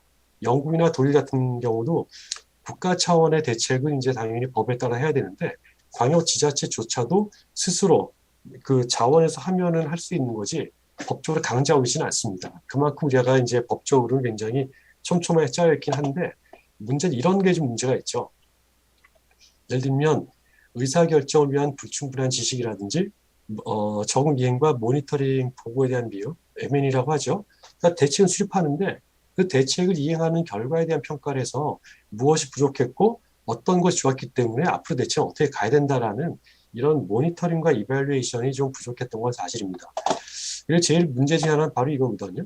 예를 들면 뭐 건강 부분의 어떤 미래의 기변화 리스크가 상정이 되고 거기에 대해서 대책을 수립을 하는 것이 마땅한 것인데, 어떤 대책이 효과적인 것인지 하는 것에 대한 그 나름의 어떤 지식 또는 적응 대책에 대한 어떤 발굴, 이런 데에 대해서는 우리가 아직까지 부족한 점이 있습니다. 그런 것들이 현재의 기변화 적응 대책의 어떤 발전에 좀 걸림돌이 되는 상황이 되어 있고요. 그렇기 때문에 이제 뭐 이런 내용들 좀 디테일하게 보면은 뭐 기후변화 영향이 가속화되는 건 물론이고, 기후변화 적응 지식의 격차라든지 또 낮은 시민 참여 및 전문가의 관심, 낮은 적응 우선순위, 이런 여러 가지가 우리나라 기후변화 적응 정책의 어떤 발전을 좀 막는 이런 장애 요인이 아닌가 이렇게 생각이 됩니다. 그리고 이거는 한 2년 전에 수행한 과제 내용인데, 우리나라 어쨌든 간에 기후변화 적응 대책을 수립해서 이행하고 있는데, 문제는 적응 계획 수립할 때는 같은 시기에 앞으로 있을 부문별 기후변화 리스크가 무엇인가라는 기후변화 리스크 평가를 합니다. 예를 들면 물 분야의 미래에 있어서 리스크가 무엇인가를 평가하고, 그 리스크가 디파인 되면 거기에 맞는 저감 대책, 그것이 이제 기후변화 적응 대책인데, 서로 매칭이 잘 돼야 되는데 그 매칭이 잘 안 되는 경우가 가끔 있었습니다. 그게 바로 이런 것인데, 그 매칭되는 비율이 한 75% 정도. 다시 말해서 적응 대책 4개 중에 하나 정도는 그 적응 대책의 적응 대책이 당의 리스크를 저감하는데 그다지 효과적이지 않다라는 뭐 결론이 나오는 이런 통계도 저희가 뭐 뽑아본 적이 있습니다. 그리고 적응 대책을 이행하고 평가하는 데 있어서 물론 전문가나 국가에서 나서서 하는 건 마땅한데, 그럼에도 불구하고 이제 이해 당사자라고 하는 여러 이제 계층이나 국민들의 참여가 좀 더 유도되면 좋은 이행 평가가 될 수 있겠는데, 아직까지는 이제 전문가 위주의 평가라든지 그 관주도의 평가가 이루어지고 있기 때문에 기후변화 적응 정책이 좀 더 우리 생활에 자리 잡는 데는 좀 미흡한 점이 있지 않나 이렇게 보여지고 있습니다. 그리고 모니터링 말씀드렸고요. 그리고 민간에서도 기후변화 적응 대책 수립을 할 수 있도록 유도를 해야 되는데, 사실상 지금 시범 사업을 하고 있습니다만 그렇게 활성화되고 있는 상황은 아닙니다. 그리고 기후변화 적응 대책을 잘 수립하려고 노력을 하고 있습니다만 제공 정보가 좀 한정적인 것도 문제가 되고 있겠습니다. 그래서 이제 이런 간단한 살펴봤지만 그런 어떤 문제점 해결하기 위한 방향이 무엇인가를 몇 가지 정리해 보았는데, 이 표를 좀 가늠하겠습니다. 우선은 기후위기 적응 정책 추진 체계를 확립하자는 것인데, 기존에 이제 그 저탄소 녹색 성장 기본법에서 기후변화 적응 대책에 대한 것은 이제 그 근거 규정이 있었는데, 얼마 전에 나온 이제 탄소 중립 기본법에 이제 법적인 그 근거가 좀 이관이 됐고요. 그래서 이제 법적으로 앞으로 이제 진행이 돼야 되는데, 거기에 따른 이제 합의 규정이나 이런 것들이 이제 굉장히 많이 나올 것 같은데, 그런 것이 나올 때 이런 내용들이 좀 포함되지 않겠느냐. 현재도 지자체 대책을 수립하고 있는데 조금 더 앞으로 그 지자체의 적응 역량이 좀 강화될 수 있도록 뭔가 좀 배려가 있어야 된다는 것이 되겠고요. 그다음에 이제 과학적인 측면, 실무적인 측면에 있어서는 기후변화로 인한 미래 영향을 평가하는데 뭔가 좀 체계가 정립될 필요가 있고, 거기에 그 합당한 취약성 평가라든지 아니면 영향 평가할 수 있는 도구 개발이나 이런 게 좀 더 활성화될 필요가 있겠다는 것, 많은 정보가 제공돼야 되는 것, 그리고 기후변화 주류화 및 인식 확산을 위한 대책들, 이런 것들이 아마 이제 앞으로 뭐 차기 정부라고 말씀드렸지만 뭐 당연히 차기 정부겠죠. 앞으로 미래니까. 근데 이런 것들은 결국은 뭐 정부가 어떻게 구성이 되건 간에 미래의 우리나라 기후변화 적응 정책 방향은 이런 식으로 좀 진행되는 것이 맞지 않나 하는 생각을 하고 있고요. 지금 있는 내용들은 앞서 보신 내용들에 대한 이제 워딩으로 이렇게 좀 이해하기 쉽게 풀어 쓴 것이기 때문에 시간 관계상 제 발표는 여기서 마치고요. 이 내용은 한번 그 참고해 보시면은 좀 더 도움이 될 것 같습니다. 네, 이상으로 제 발표 마치겠습니다. 네, 감사합니다. 네, 감사합니다, 숙 박사님. 저 보니까 마지막 파트 저기 나중에 공부하라고 숙제 주신 게 가장 중요한 파트신 것 같은데 아마 그래요? 저희 저 어디언스에게 더 이 분야에 대해서 관심을 갖고 그다음에 다시 한번 되새김을 해보라는 차원에서 살짝 보여주시고 금방 숨겨주신 것 같습니다. 저희가 나중에 저기 그 발제하신 선생님들께 여쭤서 혹시 자료가 공유가 가능하면 저희들이 홈페이지에 공지를 해가지고 관심 있으신 분이 다시 한번 보실 수 있도록 그렇게 혹시 해드리겠습니다. 시간이 허락되면은 한 2, 3분 더 말씀드릴 수 있을 것 같은데 일단은 제가 네. 보니까 15분이 지나가지고요. 일단 네, 급히 네. 멈췄습니다. 네, 알겠습니다. 아니, 제가 제 거 준비한 거를 슬라이드를 제가 타임 매니지를 하는 차원에서 일부러 아주 몇 개 안 준비를 했거든요. 아, 그래서 그러세요? 선생님 아까 말씀하셨지만 15분 생각하시면서 20분까지 하셔도 됩니다. 제가 마지막에 메이크업을 하기 위해서 시간 메이크업을 하기 위해서 제 걸 아주 조금만 그러셨군요. 준비했습니다. 네. 네. 저기 송 그럼 좀 박사님 뭐 좀 애드 더 하고 싶으시면 뭐 저 화면 공유하셔도 되고요. 아니면 말씀 더 하셔도 됩니다. 그럴까요? 뭐 네, 네, 네, 편하게 하시면 그러면은요. 지금 네, 보이시죠? 네, 보입니다. 네, 잠시만요. 아이고, 또 이게 나갔네요.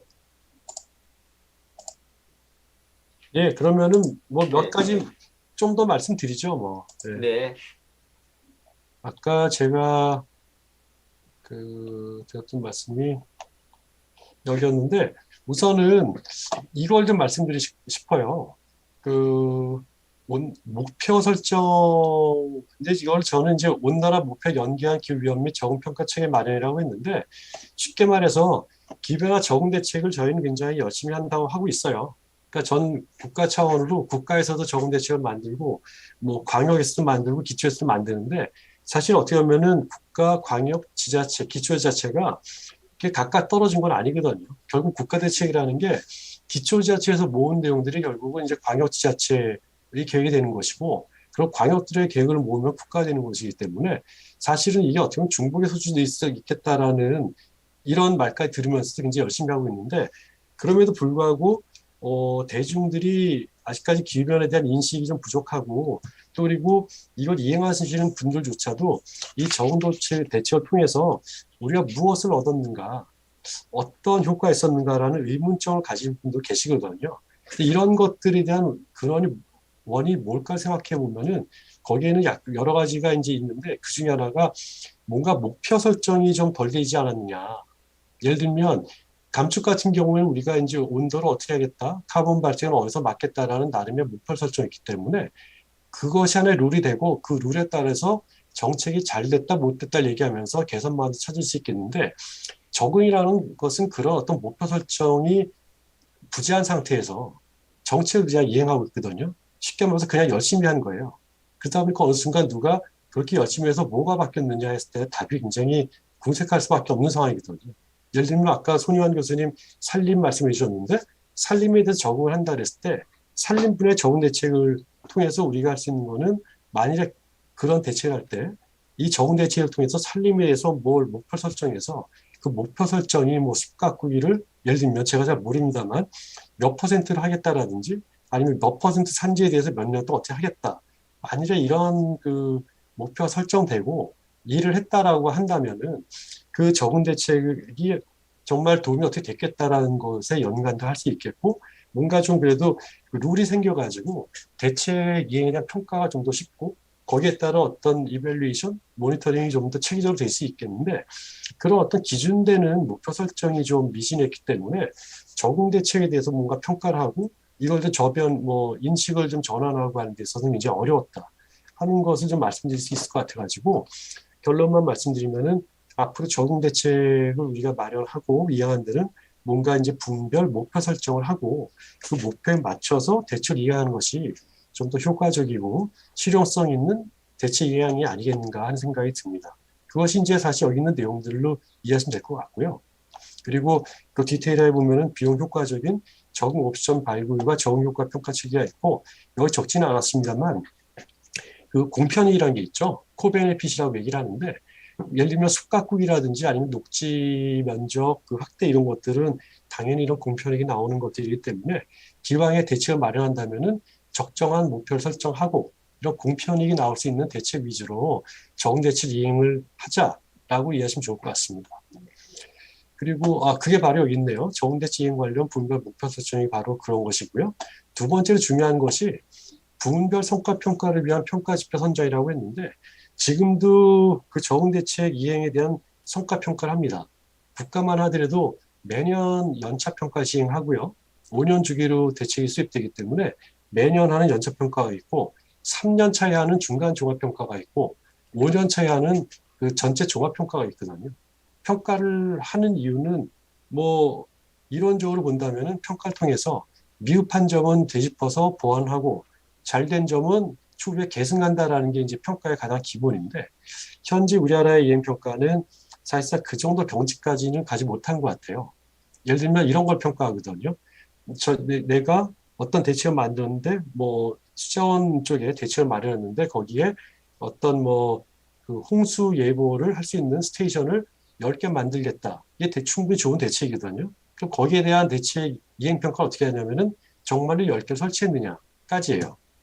근데 우리 이제 여기 계시는 우리 그 청중들도 그렇고 전문가들이 볼 때는 10개 설치하는 걸 하겠다 했으니까 기본인데, 그걸 설치해서 뭐가 좋아졌는지, 정말 홍수 예보 경보에 진짜 도움이 됐는지, 그렇게 해서 예경보에 도움이 됐다면 피해액을 경감했는지, 인명 피해의 어떤 규모를 축소했는지, 여기까지 놓고서는 봐야 진정한 성과 평가인데, 현재까지의 평가는 10개의 스테이션을 설치했느냐까지이기 때문에 아쉽게도 사실의 지금의 이행 평가는 업무에 대한 실적 평가에 좀 가깝지 않느냐. 진정한 의미의 퍼포먼스에 대한 그 평가는 조금 미진한 게 아니겠느냐 하기 때문에, 앞으로의 이런 적응 정책이 발전하기 위해서는 그런 좀 그 정성, 여기에서 말한 정성이 이제 성과가 되겠는데, 그런 성과 평가를 위한 어떤 지표 체계 좀 더 저희가 좀 정립을 하고 평가 방법론도 만들어야 된다 생각을 하는데, 사실 쉬운 건 아니거든요.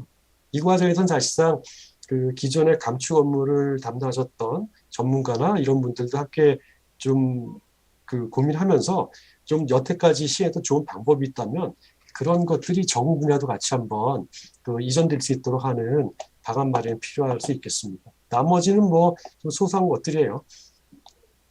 그리고 또 하나 그 특징적인 거는 내년 3월부터 이제 그 탄소 중립법이 발효되는 걸로 알고 있는데, 그때부터는 현재는 이제 국가하고 지자체가 5년마다 한 번씩 기반 적응 대책 및 적응 대책 세부 시행 계획을 법적으로 수립해야 되는 상황인데, 내년부터는 공공기관도 이제 기후변화 적응 대책을 의무적으로 수립해야 됩니다. 여기서 말한 공공기관은 한국전력이라든지 수자원공사, 그리고 뭐 여러 발전회사 이런 것들을 말하는데 의미는 큽니다. 왜냐하면은 그런 기관 시설을 담당하는 그 회사가 기후변화로 인해서 뭔가 천재지변 이런 것으로 인해서 기능이 좀 마비된다면은 국가 이런 그 운영에 굉장히 커다란 이런 침해적 영향을 좀 미치게 됩니다. 그렇기 때문에 영국 같은 경우는 그 지자체에 대해서는 강제 규정이 없습니다만 그 공공기관에 대해서는 반드시 그 정기적으로 적응 대책을 수립해서 보고 토론하는 제도 운영하고 있습니다. 저희가 이제 그런 제도들을 벤치마킹해서 의무화했는데 내년부터 진행됩니다.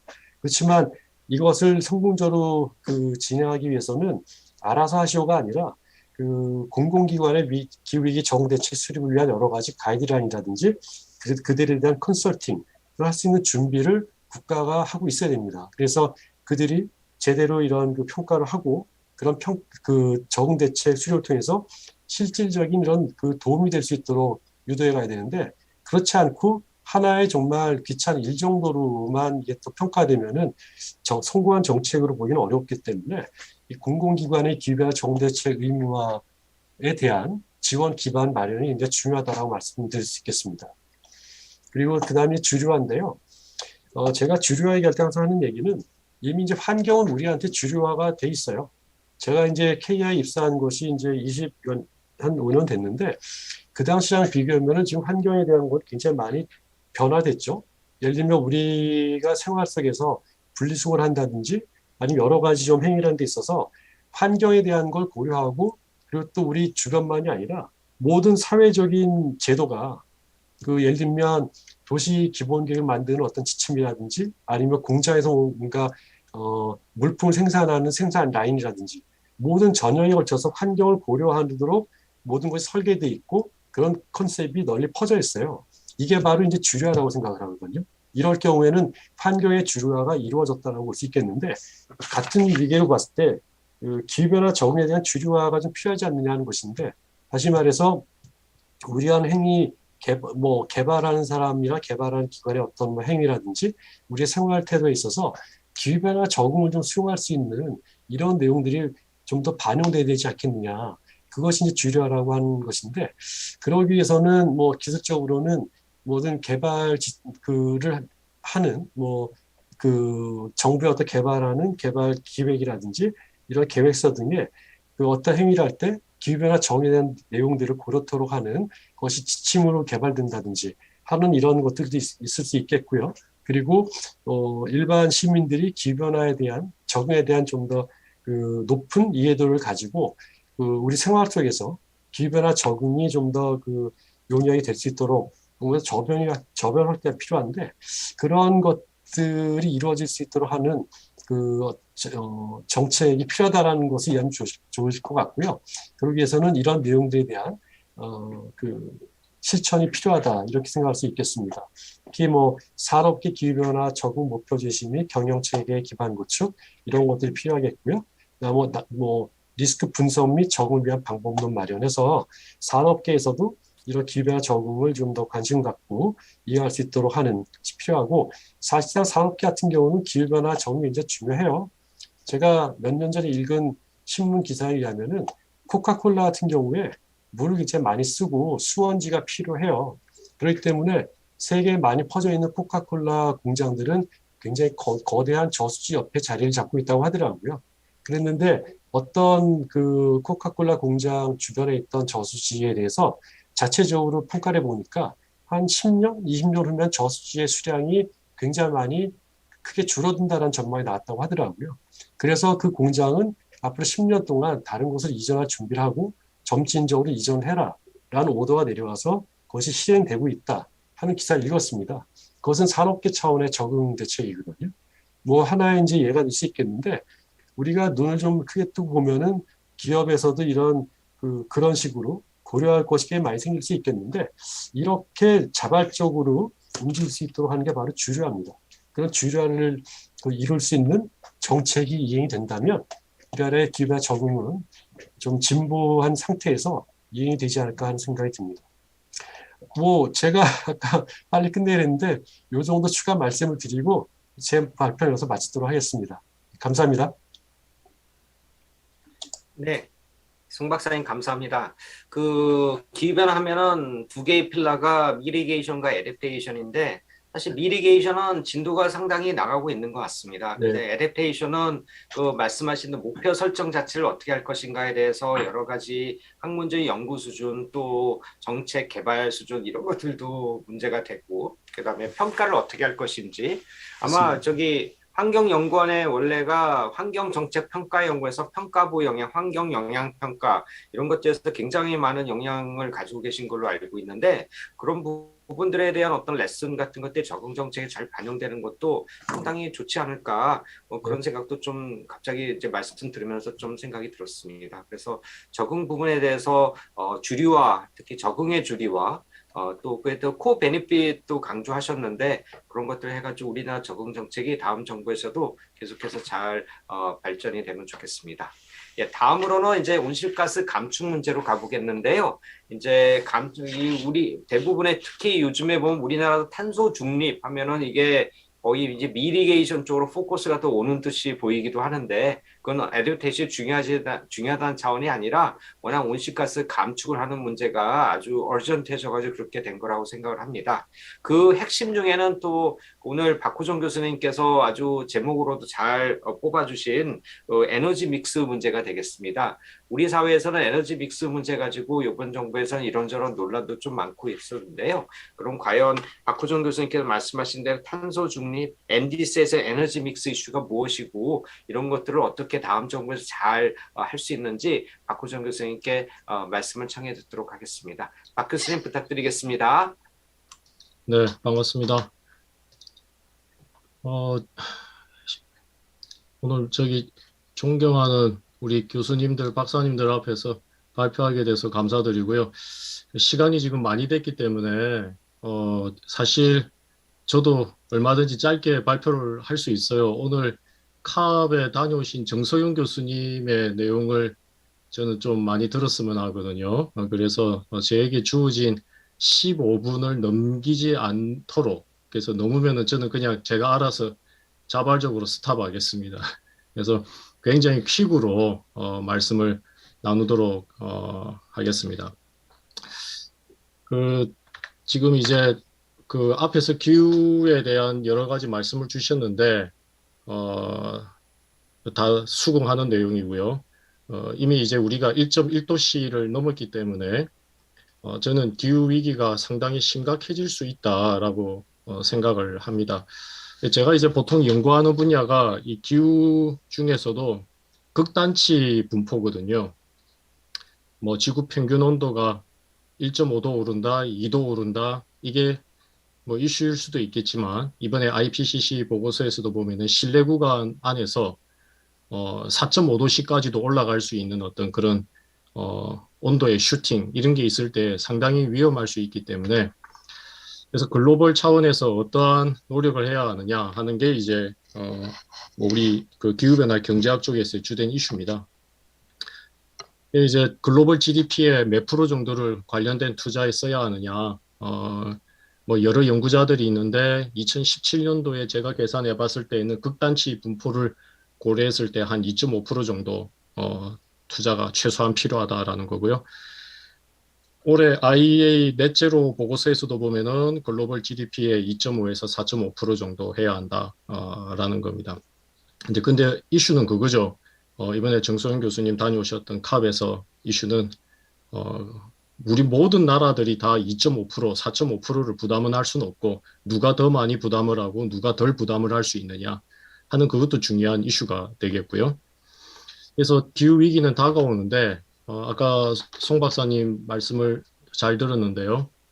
우리나라 탄소 중립 시나리오에 보면은 제가 뭐 이렇게 검색을 해보면은 적응이라는 단어가 단 2건이 검색이 돼요. 그리고 굉장히 내용도 빈약하고요.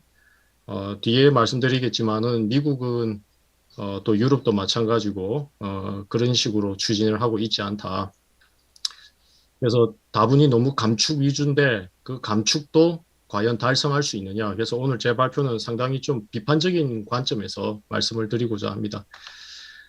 그 다음에 중요한 팩트 체크 두 번째는 뭐냐면은 우리가 기후변화의 위기를 이야기를 하지만은 또 탄소 무역 라운드가 출범을 한 겁니다.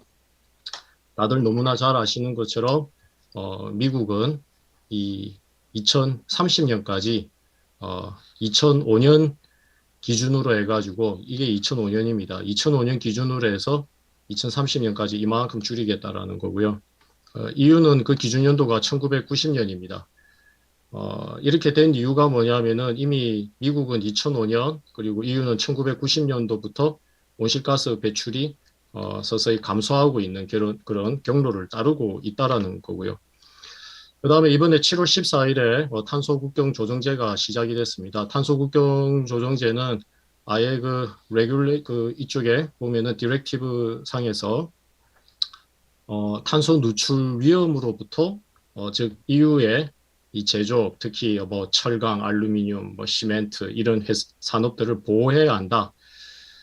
그래서 제조업 보호 차원에서 탄소 국경 조정제가 또 도입된 것도 우리가 주목을 해야 되겠고요.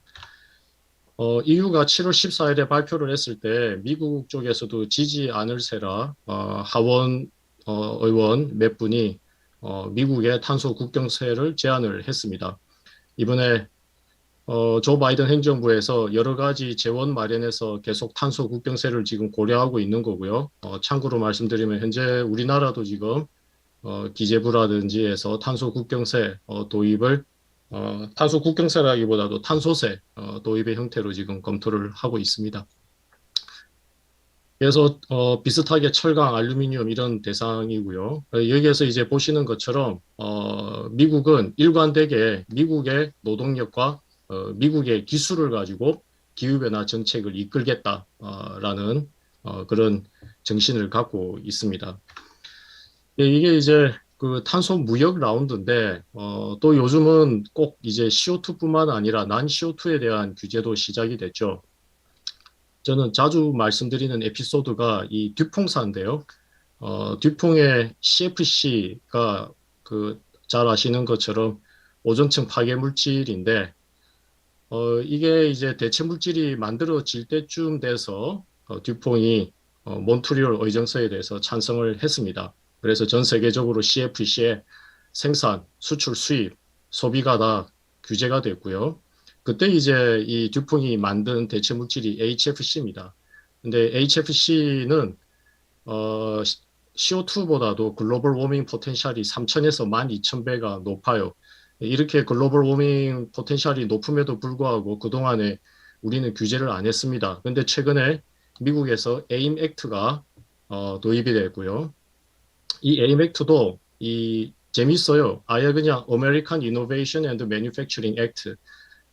법의 타이틀 자체에는 뭐 클라이미트 체인지라든지 이런 말들은 없고요. 미국의 기술과 미국의 산업 이 중심으로 가겠다라는 겁니다.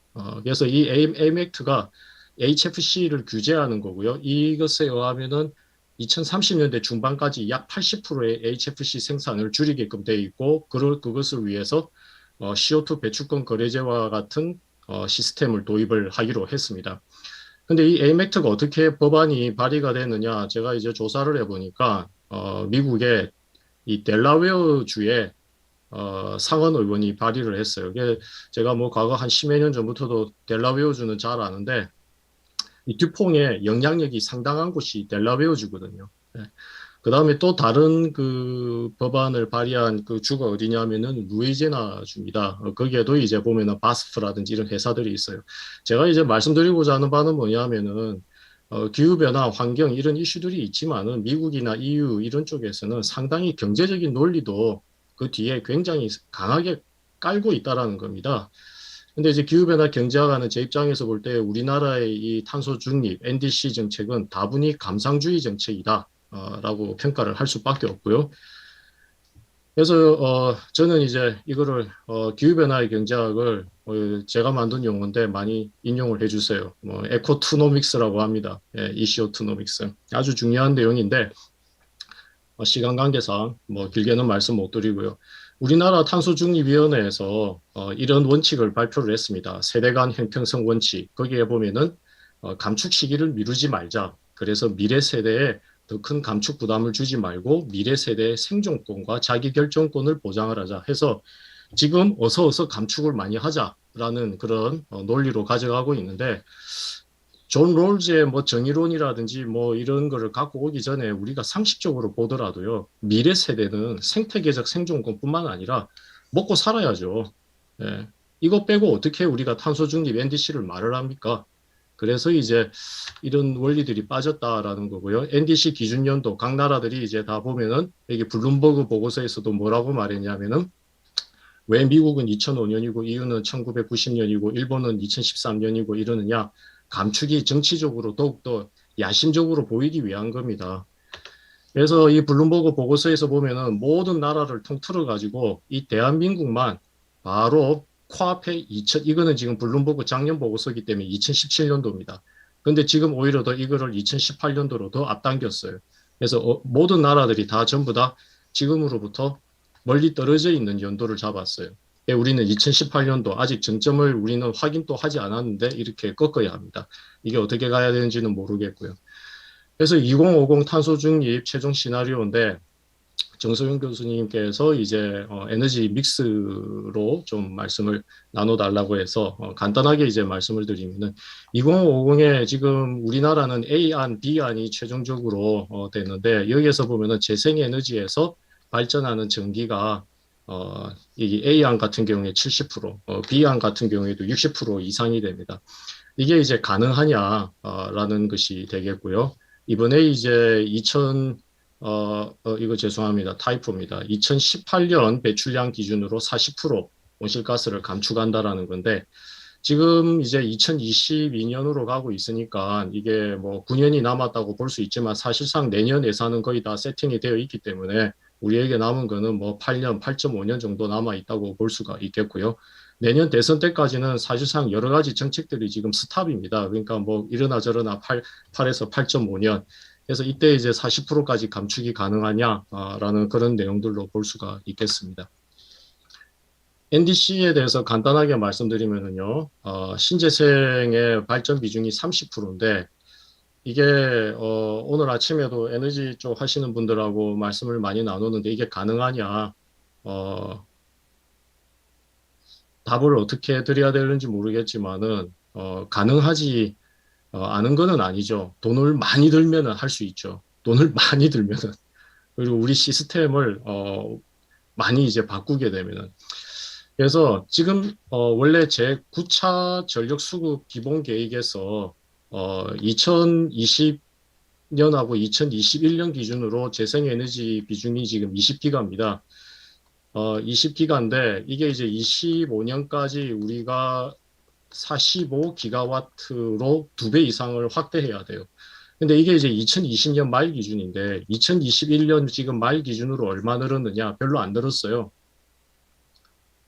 그런데 이게 30% 정도까지 2030년에 맞추려고 하면은, 즉 이제 185테라와트시인데요. 태양광 기준으로 본다 하더라도 이게 되려고 하면은 약 한 100기가와트가 들어와야 된다고 합니다. 태양광만. 지금 우리가 태양광이 16기가와트거든요. 16기가와트 중에서 개통해서 물리지 못해가지고 만들었는데 접속이 안 되고 있는 게 지금 약 3에서 4기가와트입니다. 그렇기 때문에 지금 16에서, 또는 뭐 20기가와트에서 100기가와트로 가는 이 여정도 굉장히 힘들지만 관련한 개통을 어떻게 우리가 할 거냐라는 건데, 개통 관련해가지고 송전망 하나 할 때 표준 공기가 약 6년에서 8년이 걸립니다. 그건 표준 공기고요. 그 다음에 이제 ESS가 이제 개통해서 우리가 이야기하는 에너지 저장 시스템으로서 백업 그 주파수 조정용인데요. 이게 이제 보통 한 4년 정도 걸려요. 네, 4년 정도. 그래서 일단은 물리적으로 이렇게 100기가와트짜리 수준으로 확대하는 것도 쉽지는 않지만 이것을 백업을 하기 위한 개통의 타임의 미스매치가 상당히 지금 이슈가 될 수 있다라는 거고, 지금 전력시장 설계와 관련해서는 저희들이 거의 미션 임파서블 내용을 갖고 지금 고민을 하고 있습니다. 이게 이제 우리가 이야기하는 재생에너지의 주파수 조정이라든지 변동성 대응은 뭐 분 단위가 아닙니다. 1분 단위, 뭐 30분 단위가 아니라 1초 단위입니다. 1초 단위. 그래서 재생의 가능성 때문에 태양광에서 전기가 제대로 되지 않을 경우에는 초 단위로 들어가야 되는데 초 단위로 대응을 할 수 있는 것은 현재로는 ESS밖에 없습니다. 그러면 아까 이제 송 박사님 말씀을 하셨던 그 한전의 뭐 기후변화 취약성에 대한 이거 뭐 이제 개통도 당연히 들어가는 거겠고요. 한전의 역무가 뭐냐면은 송변전 사업이에요.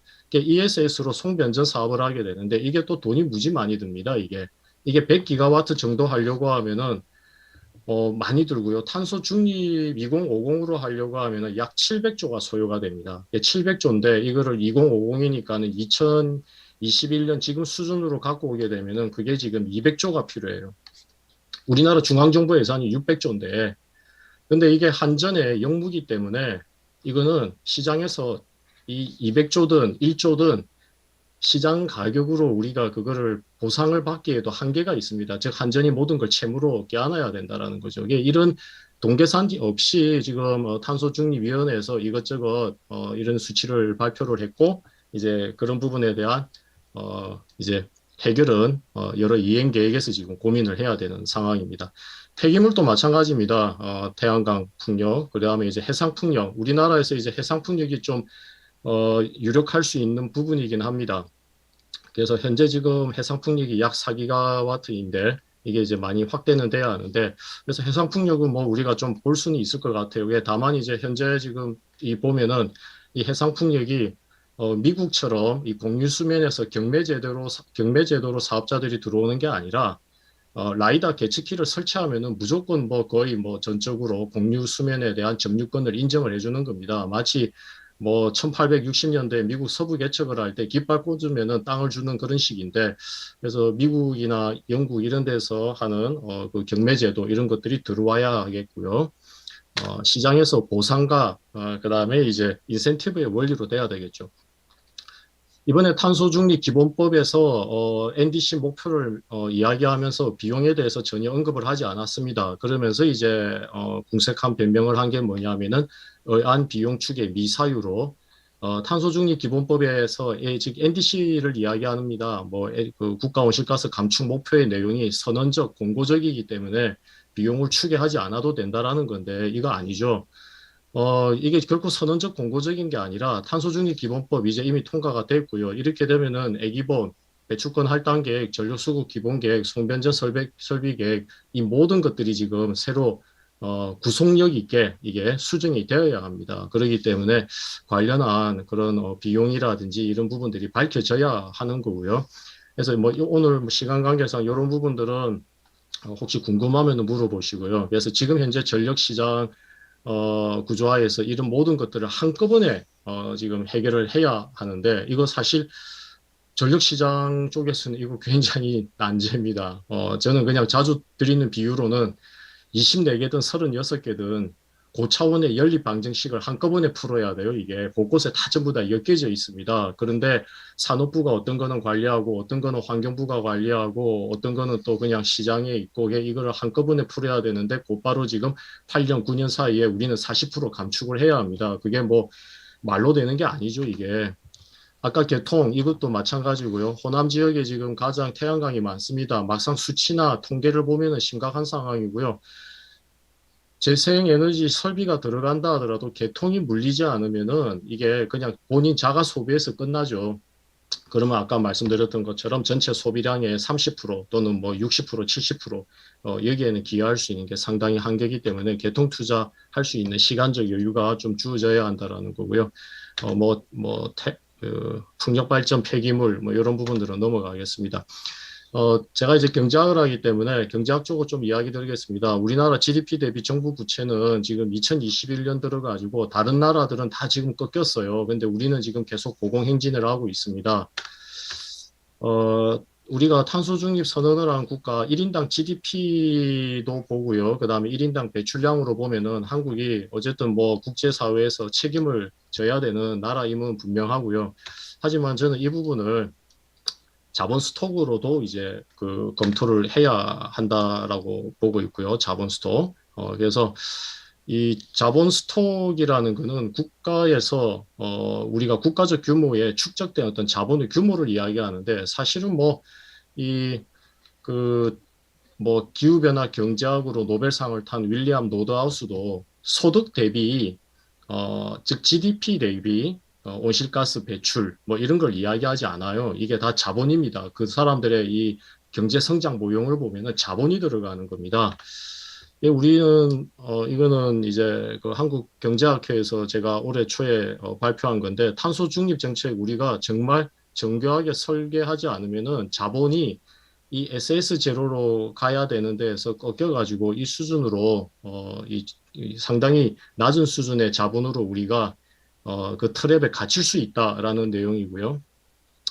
이게 이제 그렇게 되는 이유가 경제 성장에서 이 그 다이나믹스에 의한 겁니다. 원래 그러니까 이게 일종의 이제 스테디 스테이트인데 모든 그 여기에서 C와 K 즉 소비 그다음에 이제 자본 스톡의 축적 이런 증가율이 제로로 수렴하는 상태인데 이 점이 바로 이제 C와 K의 증가율이 제로인 상태죠. 그래서 경제 변수가 거의 뭐 동시에 제로로 가는 건데 우리나라는 인구 증가율, 투자 증가율, 소비 증가율, 온실가스 증가율 이런 것들이 지금 공이 지금 제로로 수렴을 하고 있습니다. 이 상태 이게 말이 좋아서 스테디 스테이트 균형이라고 하는데 상당히 겁납니다. 여기에 한번 들어가게 되면 이게 빠져나올 수가 없어요, 잘. 그래서 우리가 이제 40% 감축 이거를 이렇게 했을 때 잘 정책이 설계가 돼야 되겠죠. 근데 잘못하면은 K가 자본 스톡이 이렇게 밑으로 오히려 떨어질 수 있다라는 거고요. 예, 아까 이제 말씀드렸던 그 한국의 포지션을 갖고 그 위상 궤도를 갖다가 매핑을 해보면은 우리나라가 이렇게 될 수도 있다라는 건데요. 이게 뭐 제가 드리는 말씀이 꼭 아니고요. 마침 최근에 OECD에서 바로 뭐 지난주에 발표가 났죠. 2050년 기준으로 1인당 GDP 증가율 또 경제활동 인구 비중 증가율 보면은 우리나라가 OECD에서 지금 제가 이제 OECD 수십 개 국가 중에서 메이저급들만 뽑은 겁니다. 전체 국가들 OECD 레포트에 있는 모든 국가들을 다 봐도 마찬가지입니다. 제가 그냥 그 보기 좋아라고 일부러 몇 개 국가만 경제 규모가 좀 있는 국가들만 뽑았지 우리나라가 다 전부 다 최하위입니다. 1인당 GDP 증가율 우리가 최하위고요. 경제활동은 마이너스로 우리가 최하위입니다. 저기 이제 아까 말씀드렸던 정상상태 균형으로 가고 있다라는 거고요. 이거는 지난주에 제 학회에서 연금 학회장님을 모셔가지고 이제 들은 겁니다. 연금이 어떻게 되느냐 그 말씀을 좀 드려달라 했는데 국민연금 재정 추계에 의해서 보더라도 2050년 되면은 우리는 파산이고요. 공무원 연금은 지출만큼 해서 지출이 있으면은 모자라는 부분들은 정부 재정으로 메꿔줍니다. 그래서 뭐 파산이라는 건 없어요. 다 하지만 이게 뭡니까? 국민 세금입니다. 이게 국민 세금. 예. 2050년도부터 이게 기하급수적으로 증가한다는 내용이고요. 사학연금도 보면은 2050년부터 전부 다 이제 이게 파산으로 가고 있습니다. 그래서 저는 이제 자주 드리는 말씀이 뭐냐면은 탄소 중립, 뭐 NDC 다 좋은데 이게 환경 정책만으로서는 안 되고 거시 금융 정책과 함께 인티그레이트가 돼야 되는 건데 이게 이제 디스인티그레이트 되면서 상당히 낭만주의에 빠져 있다라는 거죠. 아까 말씀드렸던 것처럼 우리나라가 글로벌 배출량에서 1에서 1.5%입니다. 미국이 15%고 중국이 약 20%고 근데 이번에 캅26이 작년부터 해서 탄소 중립을 그렇게 전 세계적으로 떠든 것에 비하면 이번 성과가 저는 별로 없다라고 봐요. 구속력이 있는 성과가. 기후위기가 올 때 돈이 많이 필요한데 우리에게 과연 이거를 집행을 할 수 있는 자본이 남아 돌겠느냐는 거죠. 코로나 한 번 하고 나서 지금 국가 채무가 지금 GDP 대비 약 한 1000조가 더 이제 지금 뭐 우리가 국가 부채를 D1, D2로 볼 텐데 어쨌든 지금 GDP 대비 지금 거의 지금 밑을 했어요. 이런 기후 재난 이런 게 두세 번 왔었을 때 우리가 과연 역량을 감당을 할 수 있느냐. 그래서 전통 자본에서 녹색 자본으로의 전환이 필요한데 여기에는 시간이 필요하다는 겁니다. 2050 탄소 중립은 필요하죠. 근데 지금 2030 NDC를 40%로 가져가는 거 이거는 상당히 지금 급한 경로라는 거고요. 지금 재생에너지도 대부분 거의 90% 수입산이기 때문에 결국은 우리 국내 재생 생태계를 축적하는 데도 한계가 있다. 요 금융 부분은 넘어가겠습니다. 근데 사실은 굉장히 좀 제가 제일 열정을 갖고 좀 보려고 하는 부분이 이 에너지 환경하고 금융을 연계하는 건데요. 그만큼 우리나라가 이제 할 일들이 많다라는 거고요. 자본 개념의 변화.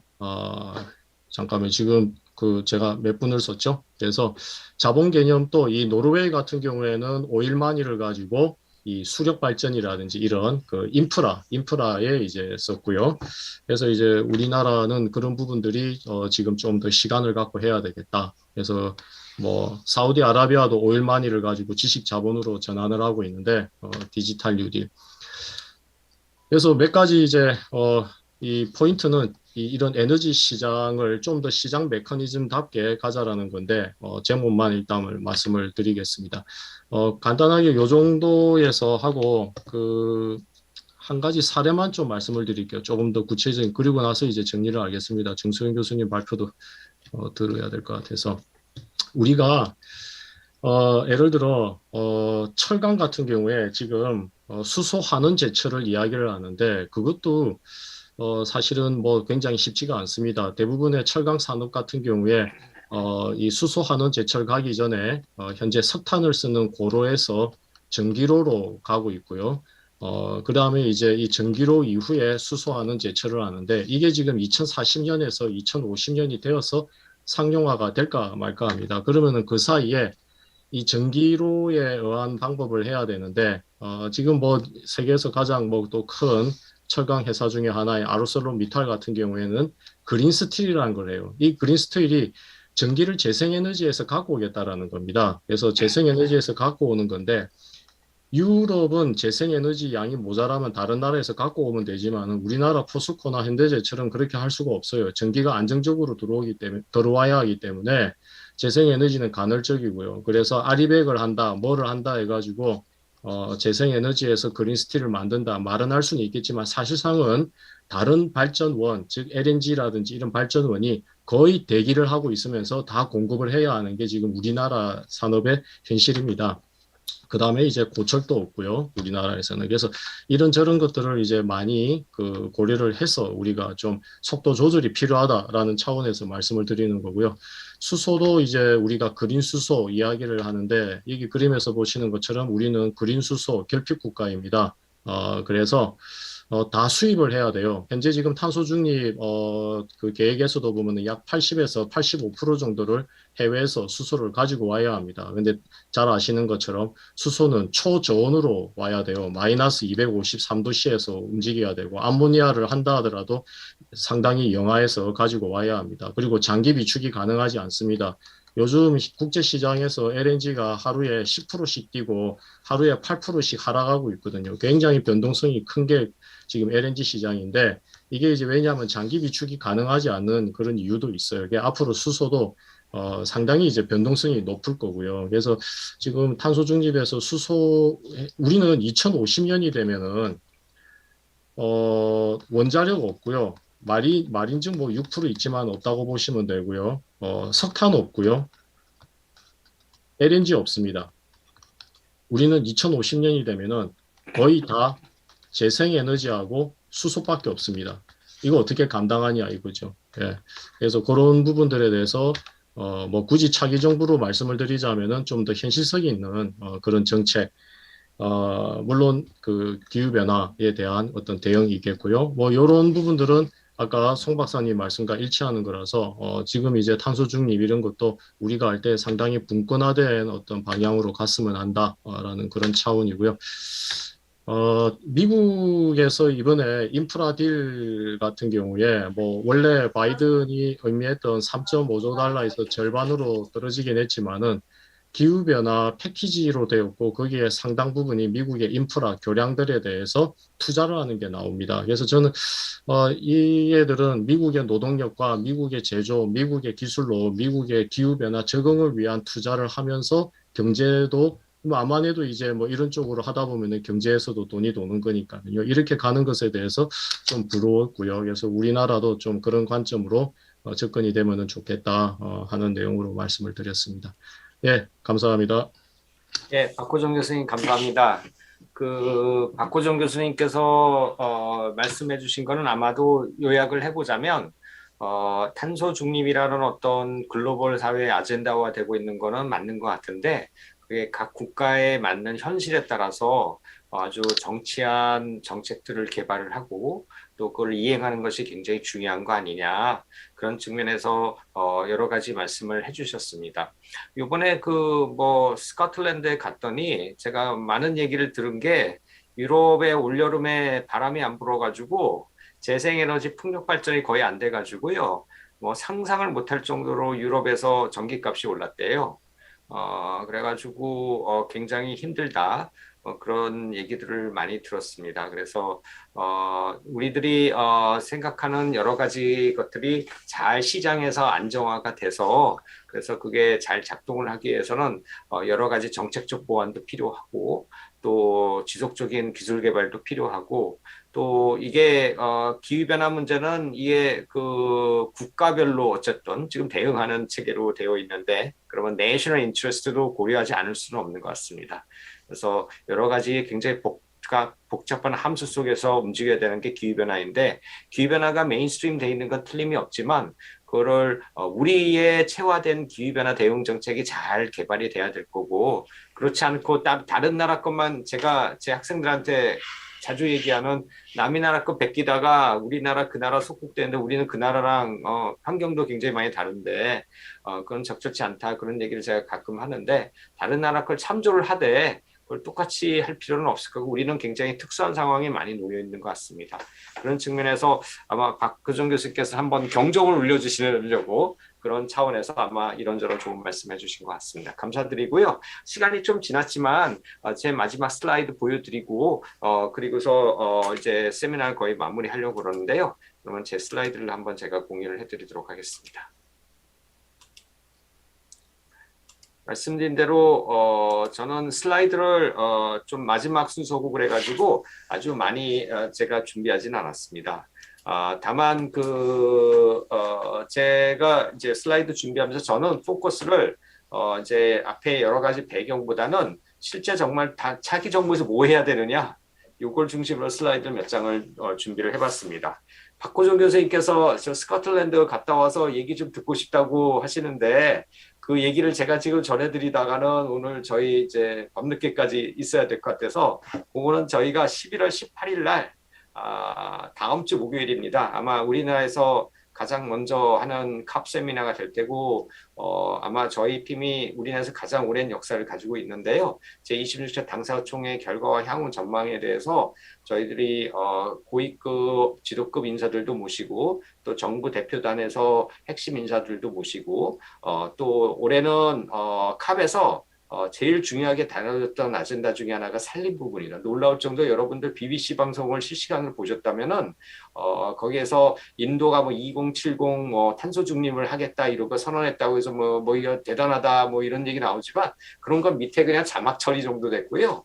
뭐 계속해서 산림 랜드 유스에 대해서 100개국 이상의 정상들이 합의를 하고 디포레스트에 대해서 대응을 하기로 했다. 이런 것들이 굉장히 많이 나왔었습니다. 그래서 저희 산림 관련해서는 저희들이 제가 항상 주장하는 건 뭐냐면 지금의 파리 협정의 패러다임은 감축 목표 없는 송 박사님도 말씀하신 목표 없는 결과 달성이란 건 말이 안 되지만 목표 설정에만 모든 정열을 쏠 때는 그건 교토정서에서 하던 거고요. 파리 협정은 목표는 이행을 하기 위해서 필요한 부분에서 설정을 하는 겁니다.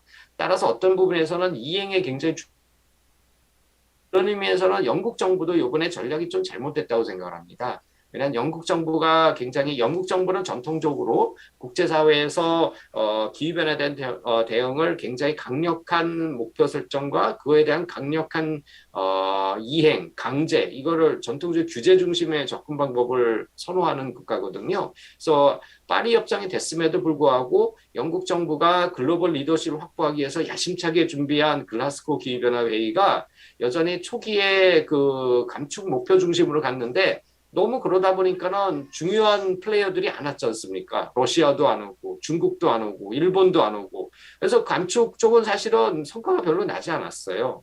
국제사회에서 감축 목표를 막 그렇게 푸시하면 국가들이 빠지는 건 우리 교토정서에 다 배운 얘기인데 그거를 다시 한번 반복을 하려다가 좀 오히려 안 좋은 결과가 나오지 않나. 오히려 이행과 관련된 것들이 각광을 받는 거죠. 그래서 제가 여기 살림 부분 말씀드렸습니다만 또 다른 측면 클라이언트 파이낸스 마켓을 통해 가지고 어떻게 투자를 활성화해 가지고 할 것이냐 이런 것들이 진정이 중요한 아젠다들이 되어 있고 거기에 훨씬 많은 국가들이 관심 표명을 하고 있습니다. 그런 측면에서 이제 오늘 이제 막 그 캅 26이 폐막을 하는데 저희 정부 대표단 주말에 귀국하시면 바로 핵심 인사들 모셔가지고 다음 주에 저희들 실시간으로도 저희들 유튜브로도 스트리밍 서비스 해드릴 테니까 좀 더 자세한 걸 이걸 보시면 어떨까 싶습니다. 자, 그러면 제 발제를 가보겠습니다. 시간이 많이 지났기 때문에 아주 빠른 속도로 진행을 하도록 하겠습니다. 우리나라 기후변화 정책에 관해서 제가 해외에 나가면 항상 제가 이 슬라이드를 씁니다. 우리나라 대한민국의 기후변화 정책은 굉장히 컨시스턴트하자. 그래서 이명박 정부의 로카본 그린 그로스 팔러시로 시작해서 박근혜 정부는 우리나라 10대 기후 기술이라는 게 있거든요. 10대 기후 기술이라는 건 사실 박근혜 정부의 크리에이티브 이코노미 시절에 당시에 과학기술부 쪽에서 만들어 놓은 10대 기후 기술이 지금도 쓰이고 있습니다. 그 다음에 수소경제하고 수소경제 처음 논의가 됐던 건 사실은 로카본 그린 그로스 팔러시 상에서 미래의 기술로서 논의가 됐던 거죠. 그래서 그런 어떤 컨시스턴티가 분명히 있고 문재인 정부 들어서는 에너지 트렌지 팔러시로 시작을 해가지고 이제 카본 뉴트럴리티 팔러시로 지금 마무리를 하려고 하고 있습니다. 그래서 이러한 교수님, 제가 슬라이드가 기본적으로 변하지 않았습니다. 네 슬라이드가 넘어가지 않았습니다. 슬라이드 아직 안 넘겼는데요. 네, 알겠습니다. 그래서 네, 죄송합니다. 요 기후변화 정책이 컨시스턴티를 유지하고 있다. 이런 측면에서 일단 제가 밖에 나가면 대한민국 그러면서 대단하다. 저는 그렇다고 믿고 앞으로 그렇게 되기를 바라고 있습니다. 그렇다면은 그래도 우리 내부니까 한번 평가를 해보자 이거죠. 아무래도 차기 정부는 뭔가 지금부터 잘하기를 마음에서 평가를 하는 거니까 저희들 평가를 해보면 제가 몇 가지를 꼽아봤습니다. 약간 크리티컬하게 보일 수도 있는데요. 그거는 앞으로 더 잘하기 위한 욕심에서 제가 뽑아본 거라 생각을 하는데 첫 번째, 제 눈에는 임기 중에 일관된 저는 국제협력과 협상 차원에서 보니까 그런 측면에서 기후변화 정책이 부재였다. 저는 얼마 전까지만 해도 국제사회에서 제가 밖에 나가면 대한민국이 실종됐다 그런 얘기를 제가 굉장히 많이 들었거든요. 그래서 임기 중에 일관된 국제협력의 협상 정책이 사실은 없었다. 있었던 건 언제냐?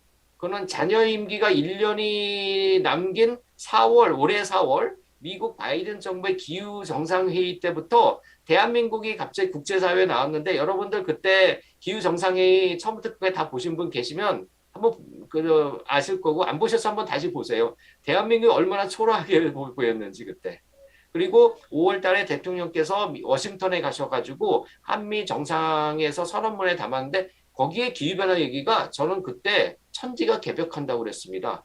갑자기 없던 정책들이 너무나도 이거 지금 1년도 안 남은 정부가 지금 갑자기 이거 새로운 국가 정책을 발표하는 것 같이 좀 그런 컨시스턴시가 이게 유지가 되겠는가 그런 생각이 좀 들었고 그 뒤에 5월 달에 했던 P4G 정상회의는 제가 칼럼도 아주 조심스럽게 썼습니다만은 원래 P4G 정상회의는 기후기술에 저탄소 기후기술에 소규모 투자를 우리들이 퍼블릭 섹터에서도 서포트를 해가지고 그걸 나중에 대규모 투자가 가능하도록 그렇게 만드는 것이 지금 다른 화면이 계속 멈춰 있나요? 보이시나요? 아직도 제목 화면 보이시나요? 네, 제목 화면 보입니다. 이상하네요. 그러면 제가 공유를 중지를 했다가 다시 한번 해보겠습니다. 제가 세 번째 슬라이드로 가 있는데요.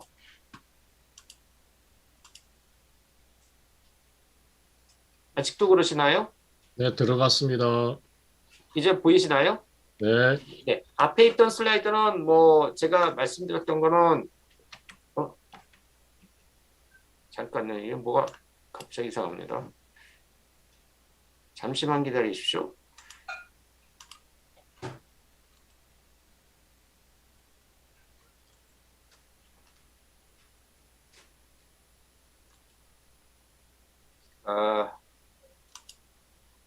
아마 파일이 하나 커가지고 그랬을 수도 있는데요.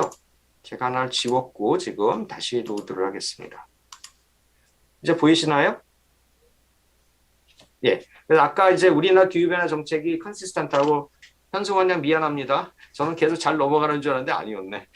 그리고 나서 그 다음에 제가 보여드린 게 요겁니다. 문재인 정부의 기후변화 국제협력 협상 정책 평가에서 그런 컨시스턴시나 P4G 정상회의도 원래 P4G 정상회의 원래 취지가 아니라 완전히 다른 행사를 치렀어요 저희가. 그래서 원래 취지대로 안에서 좀 의아한 면이 있었고 그리고 G20 그 다음에 요번에 캅 글라스고 같은 경우도 글라스고도 제가 신문 칼럼 하나 썼어요. 그래서 40%를 막 그렇게 한 이유 중에 하나가 미국으로부터 피드백을 받고 그다음에 글라스고 가기 위한 준비를 하는데 기본적으로 굉장히 좋은 어템트가 있을 수 있는데 전반적으로 지금 마지막 지금 1년이 안 남은 지금 이 시점에서는 잘 마무리를 해서 온실가스 감축 목표라는 거 5년 동안 그 정부가 정책을 추진하기 위한 기본적인 목표를 설정을 하는 거거든요. 근데 다음 정부의 대통령이 여당에서 나오시든 야당에 나오시든 그분이 정해야 될 목표가 지금 나가시는 대통령께서 정해버리셨어요. 그리고 국제사회에서 백슬라이딩이 되기 때문에 이걸 뒤로 후퇴도 시키지 못해요. 뭐 우리가 마음 같아서는 100% 줄이면 좋겠는데 그런 것들이 좀 더 좀 잘 스터디가 된 상태에서 했어야 되는 게 아닌가 저는 그러한 아쉬움이 굉장히 많이 남습니다. 그래서 그런 측면에서 그래가지고 캅 28을 유치하겠다고 또 막 그러시더니 5개월 만에 지금 포기를 해버렸어요. 여러분들 캅 유치 포기한 거 아세요? 모르시나 정을 하고 기후변화는 제가 항상 얘기하지만 기후변화를 통해서 새로운 기회를 창출할 수 있도록 해야 된다. 우리나라는 많은 지금 앞에서 발제하신 선생님들 하셨지만 우리는 기본은 국토가 좁고 그다음에 위로 북한이 있기 때문에 하나의 섬 같은 나라이기 때문에 우리가 가지고 있는 전략이라는 거는 굉장히 유니크하고 굉장히 여러 가지를 고려하고 저는 그런 의미에서 국제협력 협상이 고려된 기후변화 정책은 저는 무의미하다고 생각하거든요. 아까 박호정 교수님이 걱정하신 많은 부분을 저는 항상 뭐라고 그러냐면 그래서 우리는 국제협력을 통해서 이런 문제들을 해결할 수 있는 방안을 다른 나라는 그런데 관심이 없고 우리가 그런 거를 국제사회에 아젠다 세팅을 해가지고 우리가 주도를 해서 다른 나라의 그런 정책을 디퓨전을 해서 스탠다드를 만들어내는 나라가 대한민국이다. 저는 그렇게 얘기하는데 그런 측면에서 이 국제협력 협상에 대한 투자가 좀 막판에 와서 지금 막 하시려고 그러는데 너무 늦은 것 같아요. 그런 좀 아쉬움이 남습니다. 그럼 다음 정부에서 뭘 해야 되겠는가 그걸 좀 한번 생각을 해보면 이거는 뭐 이재명 후보께서 되실지 윤석열 후보께서 되실지 아니면 심상정 후보께서 되실지 안철수 후보가 되실지 아니면 다른 후보가 되실지 저는 알 수는 없지만 어느 분이 되시던 간에 이런 점들은 좀 고려를 하시면 좋겠다는 몇 가지를 뽑아봤습니다. 그 첫 번째는 국제사회 리더십과 국내적 대응의 조화가 있으면 좋겠다는 겁니다. 제가 앞에서 말씀드린 갑자기 하셨네요. 이 말은 뭐냐면은 국제사회에서는 왜 어떻게 보면 대한민국 뭐 하라고 그러니까 막 하시는데 이게 국내적인 여러 가지 박호정 교수님이 거기에서 아픈 측면을 좀 보여주신 부분들이 있는데 국내적인 부분을 너무 고려하지 않은 상태에서 대외적으로 어떻게 보여줄까 중심으로서 탄소중립위원회가 좀 많이 준비를 하신 것 같아요. 그러다 보니까는 여러 가지가 잘 준비도 안 됐고 그다음 시나리오안이 듣기에 따라서는 그게 완전히 사이언스 베이스로 나온 숫자들이 아니라는 얘기도 종종 들리거든요. 그런 측면에서 국민적 합의가 잘 이루어지겠는가. 하나 다행스러운 거는 여당 입장에서 다행스러운 거는 지금 정부 입장에서는 국회에서 워낙 여당이 다수석을 점하고 계시기 때문에 막판에 이런 것들 잘 할 수 있는 기반이 되는 건 틀림이 없지만 국제사회 리더십과 국내적인 상황에 대해서 대응을 하는 걸 서로 조화를 하면서 정책을 만드시면 좋겠다. 지금 정부는 국제사회 리더십이 없다가 갑자기 마지막 1년 안 남기고 지금 나오기 위해서 그러다 보니까 국내사회 대응이 오히려 부담을 너무 많이 갖게 되는 상황으로 벌어지는 것 같거든요. 그래서 이거에 대해서 조화가 굉장히 필요한 거고 우리가 온실가스 40% 줄이는 것도 국제사회 리더십을 발휘하는 방안이 될 수 있겠죠. 다른 방안도 있을 수 있어요. 산림녹화 전 세계 최고. 뭐 우리나라 기후 기술 전 세계 최고인 거 많다면서요. 그런 거를 프로모트하면서 우리가 아젠다 세팅을 그런 쪽으로 밀고 나갔어야 되는 게 아닌가. 저는 글라스고에서의 하나의 아쉬움은 그런 쪽에 좀 있습니다. 유럽은 물론 주요 선진국과 협력체를 강화하는 게 필요하다. 이번 정부는 너무 유럽의 제도들을 많이 수용하는 그러한 태도들을 보이셨던 것 같은데 이제는 미국도 있고 하다못해 우리도 선진국이에요. 그래서 그런 측면에서 균형 잡힌 어떤 정책을 개발하면 좋을 것 같다는 생각이 듭니다. 그다음에 다양한 국제사회의 포럼을 이미 있는 포럼들을 활용을 한 리더십을 발휘하면 좋겠다. 그런 데에서는 UNFCC만 가셔도 안 되고 G20, 기후정상회의, 미국이 주도하는 MEF, 뭐 P4G 여러 가지 다양한 포럼들이 있는데 이런 포럼들이 정상께서 참여를 하실 때는 컨시스턴스가 있어야 됩니다. 우리 국내의 원대한 목표를 달성하기 위해서 이러한 일련의 국제사회 포럼들에서 정상급이 가는 경우에 어떠한 아젠다들을 여기 가서 어느 정도 띄우고 어디 가서 우리가 완전히 풀 파이어를 할 거고 어떨 때는 우리가 주체를 하고 이런 것들의 플래닝이 있어야 되는 거예요. 그래서 그런 다양한 국제사회 포럼을 활용한 리더십을 발휘하되 거기에는 아주 정치한 그러한 원대한 플랜이 있는 상태에서 좀 하면 좋겠다. 그런 생각이 좀 듭니다. 그다음에 제가 항상 주장하는 거지만 파리 협정 6조 국제시장 메커니즘의 적극적인 활용의 모색이 필요하다. 제가 이번에 글라스고 가서도 이런저런 활동을 하면서 시간만 나면은 파리 6조 협상장에 가 있었었는데 제가 생각하는 6조라는 거는요. CDM과 같은 프로젝트 베이스의 그 6조 국제시장 메커니즘을 생각하는 게 아닙니다. 여러분들 아시겠지만은 CDM이 여러 가지 성과가 있다고 그러지만 국제사회 온실가스 감축에 기여한 감축량에서는 별반 기여를 못했습니다. 매년 필요한 온실가스 감축량을 CDM 사업이 수행한 전 기간을 통한 감축량을 다 더하더라도 훨씬 부족해요. 근데 CDM은 굉장히 정치한 프로젝트 베이스로서 어느 소규모로 하는 건 굉장히 좋아요. 근데 지금 저희들이 얘기하는 걸 국가 단위에서 온실가스를 감축하는 데 활용하겠다. 그렇다면 다른 스킴이 나와야 되는 겁니다. 그래서 저는 요즘에 파리 협정 6조의 전문가는 CDM이나 ETS 전문가가 하시는 게 아니라 인벤토리 전문가가 하는 거라고 그렇게 얘기를 합니다. 그런 정도로 해서 완전히 다른 판의 파리 협정의 6조로 활용을 해야 되는 거고 여러분들 파리 협정 6조 워딩을 읽어보시면 그런 것들이 충분히 가능합니다. 파리 협정 6조에는 어디에도 그 프로젝트라는 얘기는 나오지 않아요. 그래서 그런 측면에서 굉장한 메가 스킴을 만들 수 있는데 다른 나라는 그렇게 안 해요. 왜냐하면 해외 온실가스 감축을 통해서 자국의 NDC를 달성한다거나 자국의 어떤 다른 목표를 달성하는데 그렇게 우리나라만처럼 데스퍼레이트하지 않거든요. 그런 측면에서 우리나라가 주도를 할 수 있고 우리는 그런 역량이 있는 나라라고 국제사회에서 비치고 있습니다. 언제까지나 외국이 이렇게 하니까 우리 그거 따라야지 이런 거보다는 아주 크리에이티브하게 그렇게 만들어가면 좋겠고 현재 파리 협정 제6조는 국조실에서 담당을 하고 계시는데 국조실에서도 정확하게 이 방향성에 대해서 잘 이해를 못 하시는 것 같아요. 거기에는 관여하는 전문가들의 책임도 있겠죠. 뭐 저도 그 중에 하나도 뭐 있을 수도 있는데 그래서 좀 더 우리나라에게 맞는 그랜드 디자인이 필요한 부분이 있고 이를 하기 위해서 저는 여기 써놨을 정부 조직의 개편이 필요하다고 생각하고 이 정부 조직의 수준이라는 거는 디자인하겠다고 저는 부처급으로 디자인할 수도 있습니다. 그런 정도로 중요한 부분이다. 왜? 우리는 통상국가고 우리는 국제협력을 하지 않으면 살 수 없을 정도의 자그마한 땅을 가지고 있고 대신 인구는 많고 자원이 부족하기 때문에 우리는 해외에 가서 우리의 니드를 찾아와야 되거든요. 그런 측면에서 파리 협정 6조는 유일하게 국가 간의 협력을 규정한 조항입니다. 그러니까 이거를 충분히 활용할 수 있는 그런 나라가 돼야 되겠다 그런 생각이 듭니다.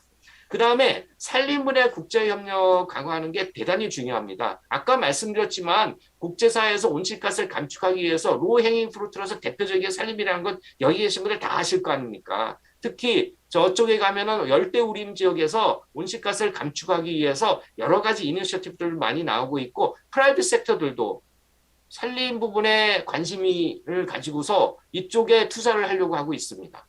그래서 예컨대 글라스고에도 많은 우리나라 대기업에서 왔더라고요. 그래서 SK그룹에서도 오시고 카카오에서도 오시고 이런 데서 와가지고 여기가 뭐 카카오가 산림하는 데는 아니잖아요. 그렇죠? 근데 산림 분야에 어떻게 우리가 관여를 해가지고 온실가스 감축을 하면서도 또 우리 기업에게도 어떤 기회를 창출할 수 있는가 이런 것들 모색을 충분히 할 수 있다는 언더스탠딩이 있기 때문에 멀리 글라스고까지 프라이빗 섹터로 진출을 합니다. 그래서 그런 측면에서 산림 분야의 국제협력 강화는 제가 볼 때 대단히 중요하고 산림청에서 아까 손유양 교수님이 말씀해 주신 국내 산림 정책은 어떻게 보면 제 눈에는 저의 욕심은 우리나라를 테스트 베드로 해서 거기에서 많은 노하우를 국제사회에 전수를 해서 우리 중심의 스탠다드를 세팅을 하고 그를 통해서 국제사회의 온실가스 감축에 기여를 하고 그 과정에서 역시 우리나라도 혜택을 입을 수 있는 이 우리나라에서 우리라는 거는 정부뿐만 아니라 이제 프라이빗 섹터도 혜택을 입을 수 있는 그런 디자인을 해나갈 수 있어야 되겠다. 그래서 산림 분야의 국제협력 강화가 저는 굉장히 중요하다고 그렇게 생각이 됩니다.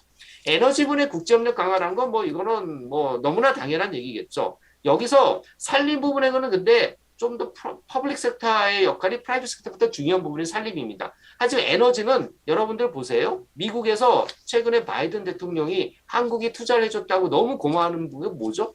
그런 프라이빗 섹터가 정부와 관련 없이 배터리에 대해서 엄청나게 많은 투자를 하겠다고 해. 그게 SK그룹 아닙니까? 예컨대. 그렇죠? 그러니까 에너지 국제협력은 대선진국의 협력이 더 잘 되는 부분입니다. 여기에 다이내믹은 산림 분야와 같이 개도국을 지원하는 건 좀 다른 다이내믹이에요. 프라이빗 섹터 이미 알아서 협력을 엄청 잘하고 있어요. 거기에 퍼블릭 섹터가 어떻게 서포트를 해줄까? 그 접근 방식이 달라요. 근데 우리나라에서는 아직은 그런 인식이 없어요. 6조만 하더라도 LDC 국가들 지원으로만 생각하지 선진국에게 이러한 프라이빗 섹터가 잘하는 것들을 어떻게 우리가 6조를 통해 가지고 지원을 해줘서 우리가 온실가스 감축 목표를 달성을 하고 프라이빗 섹터가 더 잘 진출할 수 있게 해줄까? 이런 거에 대한 아이디어가 논의되는 건 저 본 적이 없거든요. 그래서 그런 것들을 하는 게 필요하고, 그 다음에 우리나라 10대 기후기술은 대부분이 선진국용 기술들입니다. 그래서 이런 기술들을 잘 프로모트하고 동북아 슈퍼그리드를 역시 한번 추진해 볼 수도 있지 않을까? 그런 생각도 들고, 아까 박호정 교수님 C밤 말씀하셨습니다만은 이런 C밤 같은 데에서도 저도 뭐 개인적으로 C밤에 대해서 많이 보고 있습니다만은 새로운 대응을 할 수 있고 또 스탠더드 세팅을 우리가 같이 할 수 있는 이런 전략들이 필요한 것 같다, 이런 생각이 듭니다. 그다음에 해양 부분이 앞으로는 굉장히 뜰 겁니다. 흡수원으로서 해양의 역할이 지금 굉장히 중요함에도 불구하고 국제사회에서 흡수원으로서 해양에 대해서 많은 기술들이 개발이 돼 있지 않아요.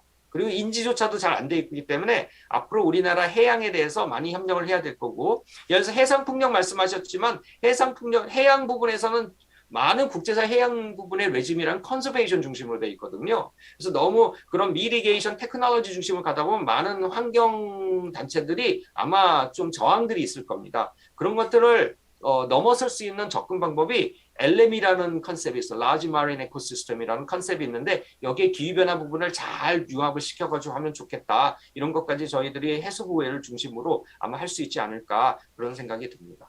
그다음에 ODA를 강화하는 게 물론 중요하겠죠. 근데 이렇게 하기 위해서는 저도 뭐 ODA 사업도 가끔 해보고 그럽니다만은 먼저 우리가 선제적으로 우리 스스로의 문제점들을 인지할 필요가 있어요. 우리나라는 ODA 국가, 공여 국가라서 역사가 굉장히 짧은 나라입니다. 저 자신도 뭐 ODA에 대해서 해본 역사가 얼마 안 돼요. 그리고 우리나라 ODA 개발협력기관들 다 훌륭하십니다만은 역사가 짧기 때문에 우리 ODA 기관으로서 우리가 더 잘하기 위해서는 충분한 스스로의 역량 강화가 일단 필요한 그런 비전이 필요해요. 그래서 그런 것들과 함께 조직도 필요하면 개편을 해야 될 것이고, 그래서 이러한 ODA 기관들이 현재로서는 스스로 할 수도 있지만 현재로서는 국제개발협력기구랑 같이 협력을 하는 게 좋아서, 예컨대 GGGR, 제가 여기 쓰는 건 잊어버렸습니다. UNDP도 있을 수 있고 뭐 GCF 같은 이런 기구들과 협력을 하는 것이 굉장히 중요할 거고, 지역별로 특화된 또한 ODA 정책을 개발하는 것도 굉장히 중요한 거 아닌가, 그런 생각이 듭니다. 한반도 얘기도 빼낼 수가 없을 겁니다. 그래서 한반도에서 뭐 철도 협력 이런 얘기 많이 들어보셨죠? 근데 제가 철도 협력 우리나라 그동안 정부에서 프로포즈 하시는 거 보면요, 저탄소 컨텍스트가 하나도 없어요. 근데 글로벌리 철도 협력을 하려면 저탄소 트랜스포테이션이 굉장히 중요하거든요. 그래서 이거를 저기 유라시아까지 가는 걸로 해서 하나의 네트워크를 구축하는 차원에서 우리가 접근을 해서 프로포즈를 해야지, 그냥 철도만 연결하자 그러면 그거는 안전보장이사에서 세가 들어가는 거는 절대 못하게 하거든요. 그러면 그거는 왜 해야 되는지 설명이 잘 안 돼요. 그냥 옛날에 기차가 다녔으니까 연결하자는 걸로 너무 약하다 이거죠. 산림협력 같은 것들도 왜 우리가 산림협력을 해야 되는가를 이런 그 저탄소, 기후변화 이런 컨텍스트 저희들이 좀 더 맥락을 만들어 보면 좋겠다, 이런 생각들이 많이 들고, 한반도의 기후변화 협력이라는 거는 북한을 향한 여러 가지의 안보적인 레짐들이 워낙 강하게 영향을 주고 있습니다. 따라서 유엔이라든지 또는 미국, 또 하다못해 중국 이런 나라들의 어떤 대북한 정책과 맥을 어떻게 같이 하면서 아주 실질적인 소프트한 아젠다로서 이런 것들을 현실화시킬 것인가, 이런 전략적인 전략이 안보 체계와 이런 기후변화 체계가 같이 디자인이 될 때 아마 다음 정부에서 한반도 기후변화 통일 기반 구축이 가능하지 않을까, 이런 생각이 듭니다. 마지막으로 궁극적으로는 현재 우리나라 정부는 어느 나라나 다 마찬가지고 말을 하기는 쉽고 실제로 이행하기는 굉장히 어려운 문제인데, 기후변화 협력 협상 담당 정부 부처 조직의 좀 본격적인 개편 필요하면은 아니면 확대, 이런 것들이 할 필요가 있을 것 같고 그런 것들은 제가 앞에서 말씀드린 여러 가지 이슈들에 대해서 과연 어느 정도 어디를 중요성을 두고 어디를 집중적으로 할 것이냐에 따라서 그 구체적인 내용들은 많이 다를 수도 있겠다 이런 생각이 듭니다. 뭐 이런 정도 해가지고 제가 차기 정부의 기후변화 협력 및 협상 정책에 대해서 좀 주로 저는 마지막 이제 어떻게 실제로 했으면 좋겠다 이런 측면에서 좀 정리를 해봤습니다. 예, 그럼 이상으로 제 말씀을 마치도록 하겠습니다.